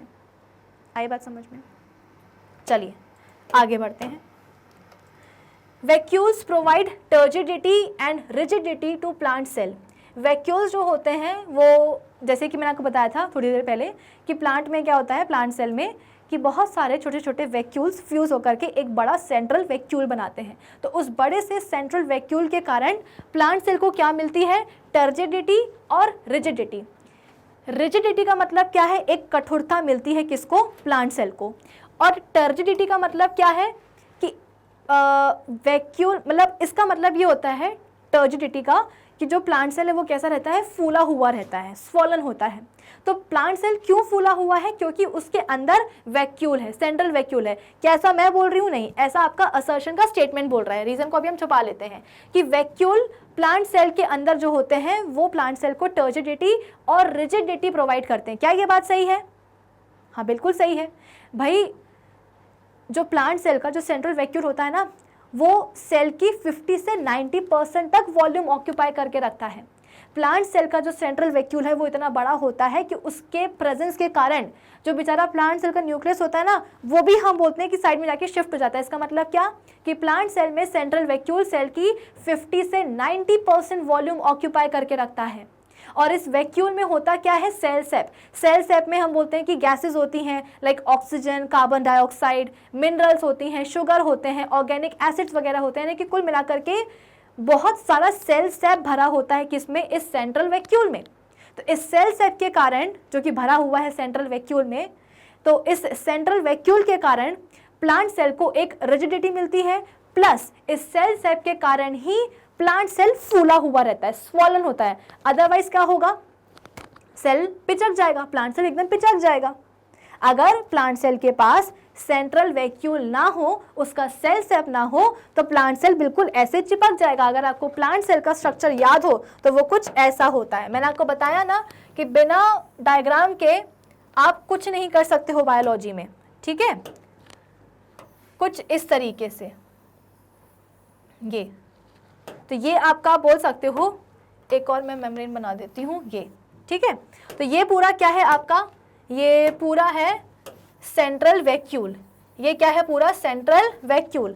और ये साइड में क्या है, जरा सा न्यूक्लियस। तो न्यूक्लियस देखो सेंट्रल वैक्यूल के कारण सेल, प्लांट सेल में कहाँ हो गया है, पेरीफेरी में, साइड में शिफ्ट हो गया है। तो अगर प्लांट सेल रिजिड है, अगर प्लांट सेल फूला हुआ है, तो क्यों, क्योंकि प्लांट सेल के बिल्कुल बीचों बीच क्या है, एक बड़ा सा लार्ज सेंट्रल वैक्यूल है जिसके अंदर सेल सेप भरा हुआ है, और सेल सेप के कारण ही जो प्लांट सेल है वो फूला हुआ रहता है। अदरवाइज तो देखो ना, अगर मैं इस पूरे प्लांट सेल को निकाल दूं, इस पूरे को मैं निकाल दूं, तो प्लांट सेल पिचक नहीं जाएगा, ऑब्वियस सी बात है। तो टर्जिडिटी और रिजिडिटी प्लांट सेल को प्रोवाइड करने वाला कौन होता है, सेंट्रल वैक्यूल ही होता है। उस वैक्यूल के अंदर जो फिल्ड सेल सेप है वही होता है। असर्शन समझा दिया, अब रीजन देखते हैं। They are full of cell sap, बिल्कुल सही बात है। यही चीज़ तो मैंने आपको एक्सप्लेन करी थी। इसका मतलब क्या, असर्शन सही है, रीज़न भी सही है और रीज़न हमारे असर्शन का सही एक्सप्लेनेशन भी है। तो हम क्या करेंगे, ऑप्शन ए को मार्क कराएंगे। ठीक है ना, आ रहा है ना समझ में। चलिए आगे बढ़ते हैं कि mitochondria are called power house of the cell. Mitochondria को हम power house of the cell क्यों बोलते हैं, क्योंकि माइटोकॉन्ड्रिया में हम बोलते हैं कि सेलुलर रेस्पिरेशन होता है। माइटोकॉन्ड्रिया कहाँ है, सेल के साइटोप्लाज्म में है। अब सेल के अंदर क्या हुआ है, सेल के अंदर आप बोल सकते हो कि ऑक्सीजन आई है, प्लस आपने जो भी खाना पीना खाया है, फॉर एग्जांपल आपने कार्ब्स खाए हैं, फैट्स खाए हैं, तो ये कार्ब्स और फैट्स ये भी कहाँ आएंगे, सेल के अंदर ही आएंगे। तो सेल के अंदर आया क्या, सेल के अंदर कार्ब्स और फैट्स आ चुके हैं, सेल के अंदर ऑक्सीजन भी आ चुकी है। तो अब क्या होगा, सेल का जो माइटोकॉन्ड्रिया होगा, भाई सेल के अंदर जो साइटोप्लाज्म है वहाँ पे माइटोकॉन्ड्रिया प्रेजेंट है ना, उस माइटोकॉन्ड्रिया में इन कार्ब्स और फैट्स का ऑक्सीजन को यूटिलाइज करके क्या होगा, ऑक्सीडेशन होगा। और इस ऑक्सीडेशन से आप बोल सकते हो कि कार्बन डाइऑक्साइड और पानी वगैरह जो है ना प्रोड्यूस होगा। At the same time energy भी प्रोड्यूस होगी और इस एनर्जी को टेम्परेरी बेसिस के लिए एटीपी के फॉर्म में स्टोर किया जाता है। और जब भी एनर्जी की रिक्वायरमेंट होती है तो फिर इस एनर्जी करेंसी को एटीपी को यूज़ कर लिया जाता है। तो हुआ क्या कि सेल के अंदर ऑक्सीजन आई, कार्बोहाइड्रेट्स आए, फैट्स आए। सेल के साइटोप्लाज्म में जो माइटोकॉन्ड्रिया है, उस माइटोकॉन्ड्रिया में क्या हुआ है, इन्हीं कार्ब्स और फैट्स का ऑक्सीजन को यूज़ करके ऑक्सीडेशन हुआ है, जिसके कारण वो टूटे हैं किसमें, कार्बन डाइऑक्साइड में, पानी में, और इस प्रोसेस में एनर्जी भी रिलीज हुई है। और इस प्रोसेस को ही हम क्या बोलते हैं, सेल के अंदर हुआ रेस्पिरेशन बोलते हैं। आई बात समझ में कि O2 को यहाँ पे यूज़ किया है और कार्बन डाइऑक्साइड प्रोड्यूस हुई है, फिर इस कार्बन डाइऑक्साइड को बॉडी के बाहर कर दिया जाता है, पानी को यूटिलाइज कर लिया जाता है, और जो एनर्जी रिलीज हुई है इस एनर्जी को टेम्पररी बेसिस पे एटीपी के फॉर्म में स्टोर करते हैं। और जब भी एनर्जी की रिक्वायरमेंट होती है तो इसी एनर्जी करेंसी एटीपी को यूटिलाइज करते हैं। तो अब आपको समझ में आया कि हम क्यों बोलते हैं माइटोकॉन्ड्रिया को power house of the cell, क्योंकि इस माइटोकॉन्ड्रिया में जब सेलुलर रेस्पिरेशन होता है, उसी सेलुलर रेस्पिरेशन से एटीपी प्रोड्यूस होती है। और एटीपी क्या है, एनर्जी करेंसी है सेल की। तो एनर्जी करेंसी को प्रोड्यूस करने वाला है कौन, माइटोकॉन्ड्रिया, और इसीलिए इसको हम क्या बोलते हैं, power house of the cell. तो असर्शन सही है, उसका रीज़न क्या है वो हमने देख लिया। अब हम जरा देखते हैं कि सवाल का रीज़न हमारे रीज़न के साथ में मैच करता है या नहीं, कि mitochondria produce cellular energy in the form of ATP. Exactly यही तो हमने बोला था कि माइटोकॉन्ड्रिया क्या करता है कि सेलुलर रेस्पिरेशन से एनर्जी करेंसी एटीपी को बनाता है, और जब भी बॉडी में एनर्जी की रिक्वायरमेंट होती है तो इसी एटीपी को यूज़ किया जाता है। तो हम माइटोकॉन्ड्रिया को power house of the cell क्यों बोलते हैं, क्योंकि माइटोकॉन्ड्रिया ही एटीपी को, सेल की एनर्जी करेंसी को बनाता है। तो यहाँ पे भी तो रीज़न में यही बोला जा रहा है कि mitochondria produce cellular energy in the form of ATP. तो असर्शन सही है, रीज़न भी सही है। इसका मतलब क्या कि रीज़न हमारे असर्शन को एक्सप्लेन भी कर रहा है, तो हम यहाँ पे चूज़ करेंगे ऑप्शन ए। ठीक है, चलिए आगे बढ़ते हैं कि ल्यूकोप्लास्ट परफॉर्म फोटोसिंथेसिस। अरे नहीं भाई, ल्यूकोप्लास्ट क्या है, एक टाइप का प्लास्टिड है ना, और ल्यूकोप्लास्ट में हम बोलते हैं कि कोई भी उसके पास कलरफुल पिगमेंट होता ही नहीं है। उसका काम क्या होता है, ऑयल को, स्टार्च को, प्रोटीन को स्टोर करना। यहाँ पे बोला जा रहा है कि ल्यूकोप्लास्ट जो है ना फोटोसिंथेसिस परफॉर्म करता है, बिल्कुल भी नहीं। ल्यूकोप्लास्ट क्या है, एक प्लास्टिड है। प्लास्टिड हम बोल रहे हैं कि ये एक ऐसा प्लास्टिड है ल्यूकोप्लास्ट जिसके पास कोई भी कलरफुल पिगमेंट होता ही नहीं है। ये सिर्फ क्या करता है, ऑयल, स्टार्च, प्रोटीन को स्टोर करने का काम करता है। फोटोसिंथेसिस के लिए क्लोरोफिल होना ज़रूरी है। जब ल्यूकोप्लास्ट में क्लोरोफिल ही नहीं है तो फिर वो फोटोसिंथेसिस कैसे परफॉर्म करेगा, यानी कि असर्शन क्या है, फॉल्स है। रीज़न क्या बोल रहा है कि chloroplast contain the pigment chlorophyll. ये बिल्कुल सही है कि क्लोरोप्लास्ट क्या है, एक ग्रीन कलर का प्लास्टिड है जिसके पास क्लोरोफिल पिगमेंट प्रेजेंट होता है। क्लोरोफिल पिगमेंट प्रेजेंट है, इसीलिए उस प्लास्टिड को हम क्या बोलते हैं, क्लोरोप्लास्ट बोल रहे हैं। तो असर्शन गलत है, रीज़न क्या है, बिल्कुल सही है। इसका मतलब क्या, हम चूज़ करेंगे ऑप्शन डी कि असर्शन एक फॉल्स स्टेटमेंट है, रीज़न क्या है, एक ट्रू स्टेटमेंट है। तो हम जाएंगे ऑप्शन डी के साथ। आई बात समझ में। चलिए अगला सवाल कि plasma membrane is selectively permeable membrane. बात तो बिल्कुल सही है, क्यों, क्योंकि प्लाज्मा मेम्ब्रेन सॉल्वेंट के मॉलिक्यूल्स को तो सेल के अंदर या बाहर जाने देगी अपने थ्रू, लेकिन कुछ ही गिन चुन के स्पेसिफिक सल्यूट के पार्टिकल्स को ही अपने थ्रू सेल के अंदर या बाहर जाने देगी। तो इसीलिए जो प्लाज्मा मेम्ब्रेन है वो क्या है, सिलेक्टिवली परमिएबल मेम्ब्रेन है कि चुन चुन की चीज़ों को अंदर या बाहर जाने देती है। असर्शन सही है, रीज़न भी मैंने आपको बता दिया है। अब हम ये देखते हैं कि हमारा रीज़न सवाल के रीज़न के साथ में मैच करता है या नहीं। कि plasma membrane allows some molecules to pass through it more easily than others. बिल्कुल सही बात है कि प्लाज्मा मेम्ब्रेन क्या करती है, कुछ ही मॉलिक्यूल्स को अपने थ्रू इजीली पास होने देती है देन अदर्स। तो असर्शन सही है, रीज़न भी सही है, और रीज़न हमारे असर्शन को एक्सप्लेन भी कर रहा है कि अगर प्लाज्मा मेम्ब्रेन सेलेक्टिवली परमिएबल है तो क्यों है, क्योंकि प्लाज्मा मेम्ब्रेन कुछ ही मॉलिक्यूल्स को अपने थ्रू इजीली पास होने देती है। तो इसका मतलब क्या, हम जाएंगे ऑप्शन ए के साथ। आई बात समझ में? चलिए नेक्स्ट क्वेश्चन क्या है कि a cell swells up when present in hypotonic solution. तो ऐसा सवाल तो हमने किया है कि हमने जो आरबीसीज हैं उनको जब हम रखते हैं किसमें, हाइपोटोनिक सोल्यूशन में, तो आरबीसी फूल जाती हैं। आरबीसी क्या है, सेल ही तो है ना। तो अगर हम सेल को रखेंगे किसमें, हाइपोटोनिक सोल्यूशन में, तो वो फूल जाएगा। क्यों, more water molecules enter the cell than they leave. ज़्यादा वाटर मॉलिक्यूल सेल के अंदर जाएंगे जिसके कारण सेल फूल जाएगा। तो बात बिल्कुल सही है, ये भी सही है, ये भी सही है, और ये रीज़न असर्शन को एक्सप्लेन भी कर रहा है। इसका मतलब क्या, हम जाएंगे ऑप्शन ए के साथ। आई बात समझ में? चलिए तो इस सवाल का सही जवाब क्या होगा, ऑप्शन ए। नेक्स्ट क्वेश्चन क्या है, the endoplasmic reticulum which lakhs ribosomes is called smooth endoplasmic reticulum. पता है ये बात हमने ऑलरेडी डिस्कस करी हुई है कि आर को हम रफ क्यों बोलते हैं, क्योंकि उसमें राइबोसोम्स प्रेजेंट होते हैं। एस को हम स्मूथ क्यों बोलते हैं, क्योंकि उसमें राइबोसोम्स एब्सेंट होते हैं। तो वो वाला एंडोप्लाज्मिक रेटिकुलम जिसमें कि राइबोसोम्स नहीं होते हैं उसे हम क्या बोलते हैं, एस। बात सही है। रीज़न क्या है, SER is mainly involved in protein synthesis। नहीं, RER देखो, राइबोसोम्स को हम बोलते हैं प्रोटीन फैक्ट्रीज, ठीक है। तो राइबोसोम्स कहाँ प्रेजेंट है, RER के ऊपर, यानी कि रफ एंडोप्लाज्मिक रेटिकुलम के ऊपर। तो RER क्या होगा, प्रोटीन सिंथेसिस में इन्वॉल्व होगा। लेकिन जब SER के ऊपर राइबोसोम्स है ही नहीं तो SER में प्रोटीन कौन बनाएगा। तो हम क्यों बोलेंगे कि जो SER है वो प्रोटीन सिंथेसिस में इन्वॉल्व होता है, नहीं, वो तो फैट्स और लिपिड्स के मॉलिक्यूल्स बनाता है। तो हमेशा ध्यान रखिएगा कि RER के ऊपर राइबोसोम्स हैं, इसीलिए वो प्रोटीन सिंथेसिस में इन्वॉल्व होता है। और SER के ऊपर क्योंकि राइबोसोम्स नहीं है तो वो प्रोटीन नहीं बनाएगा, बल्कि वो लिपिड्स और फैट्स के मॉलिक्यूल्स बनाता है। इसका मतलब अपना जो रीज़न है वो क्या है, एक फॉल्स स्टेटमेंट है। तो हम चूज करेंगे ऑप्शन सी कि असर्शन बिल्कुल सही था कि SER को स्मूथ क्यों बोल रहे हैं, क्योंकि उसके ऊपर राइबोसोम्स नहीं है। लेकिन रीज़न गलत है कि SER जो है ना प्रोटीन सिंथेसिस में इन्वॉल्व होता है, नहीं, वो फैट और आप बोल सकते हो कि लिपिड के मॉलिक्यूल्स के सिंथेसिस में इन्वॉल्व होता है, ना कि प्रोटीन। जब राइबोसोम्स ही नहीं होंगे तो प्रोटीन कहाँ से बनाएगा SER। तो हम चूज करेंगे क्या, ऑप्शन सी। आई होप ये वाला क्वेश्चन भी सबको समझ में आया होगा। अब हम आ जाते हैं कहाँ, अपने अगले सवाल के ऊपर। चलो next question is a cell membrane shows fluid behaviour. बात सही है क्या कि सेल मेम्ब्रेन हम बोल रहे हैं कि एक फ्लूइड बिहेवियर शो करती है।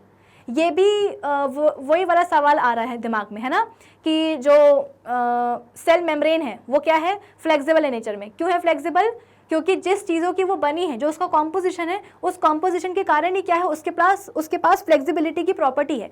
यहाँ पे हम बोल रहे हैं कि जो सेल मेम्ब्रेन है उसका एक फ्लूइड बिहेवियर है। क्यों, क्योंकि सिंगर और निकलसन ने बोला था कि लिपिड बायलेयर क्या करती है, एक विस्कस फ्लूइड बनाती है।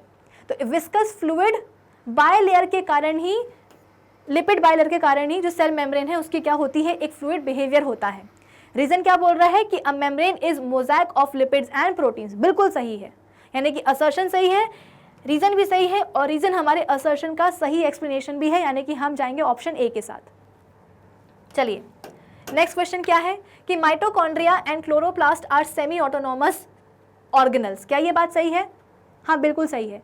सेमी ऑटोनॉमस, देखो सेल ऑर्गेनल्स तो हैं दोनों, कौन, माइटोकॉन्ड्रिया एंड क्लोरोप्लास्ट। इनको हम सेमी ऑटोनॉमस क्यों बोल रहे हैं, सेमी ऑटोनॉमस का मतलब क्या है कि ये देखो, ऑटोनॉमस का मतलब क्या होता है कि ये खुद से अपना ही शासन करते हैं, है ना। सेमी का मतलब क्या है कि आप बोल सकते हो कि कई हद तक ये अपने ऊपर खुद का शासन कर पाते हैं।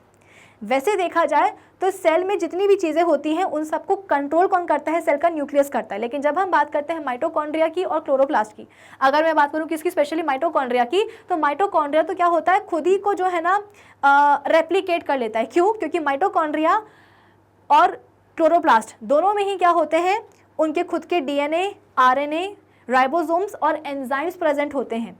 तो ये खुद के अपने प्रोटीन बना लेते हैं और अपने आप को ये रेप्लिकेट भी कर लेते हैं।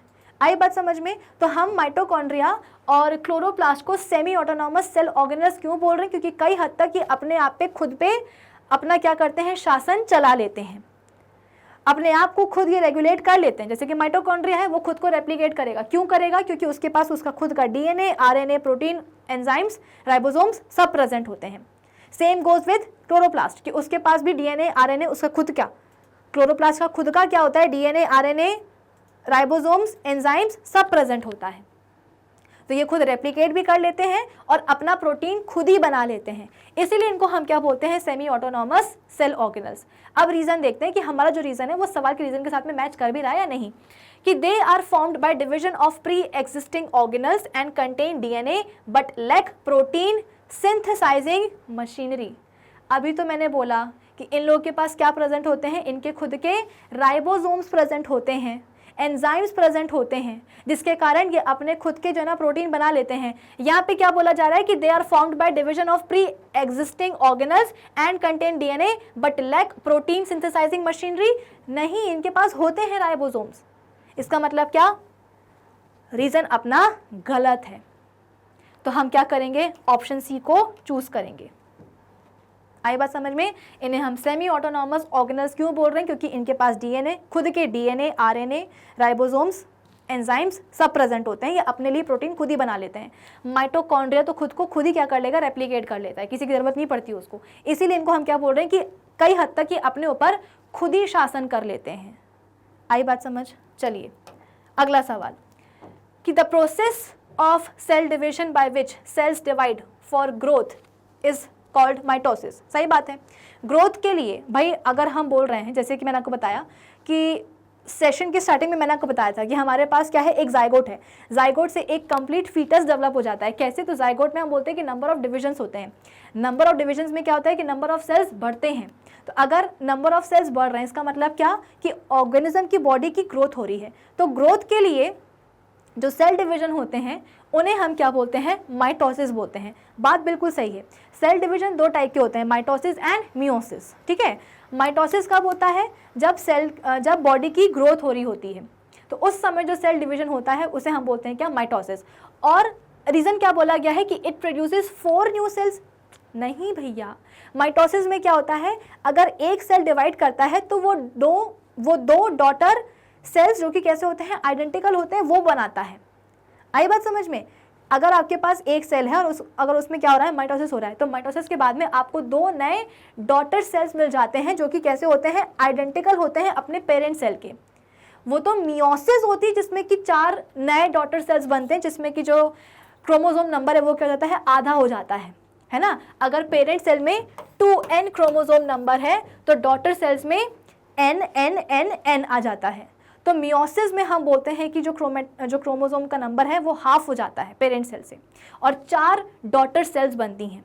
लेकिन अगर हम बात करेंगे माइटोसिस की, तो माइटोसिस में एक सेल से 2 डॉटर सेल्स बनते हैं, 4 नहीं।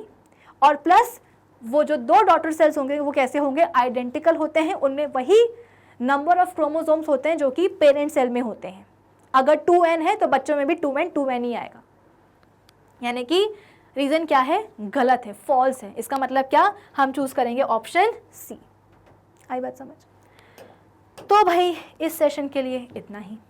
आज के इस सेशन में हमने फर्स्ट चैप्टर के ऊपर जितने भी possible assertion reason type questions हैं वो हमने सब सॉल्व कर लिए हैं। अब हम मिलेंगे अपने नेक्स्ट सेशन में, और नेक्स्ट सेशन में हम टिश्यूज चैप्टर के ऊपर ऐसे ही कुछ असर्शन रीजन टाइप क्वेश्चंस को सॉल्व करेंगे।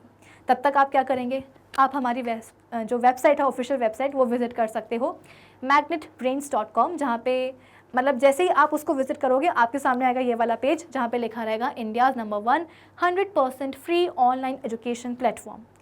अब जैसे ही आप इस पेज को और स्क्रॉल करोगे आपके पास ऑप्शन आएगा एक्सप्लोर टॉप कोर्सेज का, जहाँ पे आपके पास क्लास 12 से लेकर के किंडरगार्टन तक के सभी कोर्सेज होंगे अवेलेबल। अब क्लास 9th में आपको क्या देखना है, क्लास 9th बायोलॉजी देखनी, तो आप क्या करोगे, क्लास 9th पे क्लिक करके, जैसे यहाँ पे लिखा है ना अलग अलग क्लासेस दी गई हैं। तो आप क्लास 9th पे क्लिक करोगे और क्लिक करने के बाद में क्लास 9th बायोलॉजी पे आप क्लिक करोगे। जैसे ही क्लिक करोगे तो आपके सामने क्लास 9th बायोलॉजी के सभी चैप्टर्स आपको दिखाई देने लगेंगे। अब आपको फर्स्ट चैप्टर ही देखना है, the fundamental unit of life. तो इसके टोटल 22 लेक्चर हैं। जैसे ही आप इसको टैप करोगे तो इस चैप्टर का जो फर्स्ट लेक्चर है वो आपके सामने कुछ इस तरीके से खुल के आ जाएगा। तो कुछ ऐसे आप सभी चैप्टर्स के सभी लेक्चर्स देख सकते हो। फ़ायदा क्या है ऑफिशियल वेबसाइट को विजिट करने का कि यहाँ पे आपको सभी चैप्टर्स के सभी लेक्चर्स एकदम प्रॉपर्ली सीक्वेंस में अरेंज्ड मिल जाते हैं, प्लस यहाँ पे आपको सभी टॉपिक्स के होते हैं नोट्स भी अवेलेबल।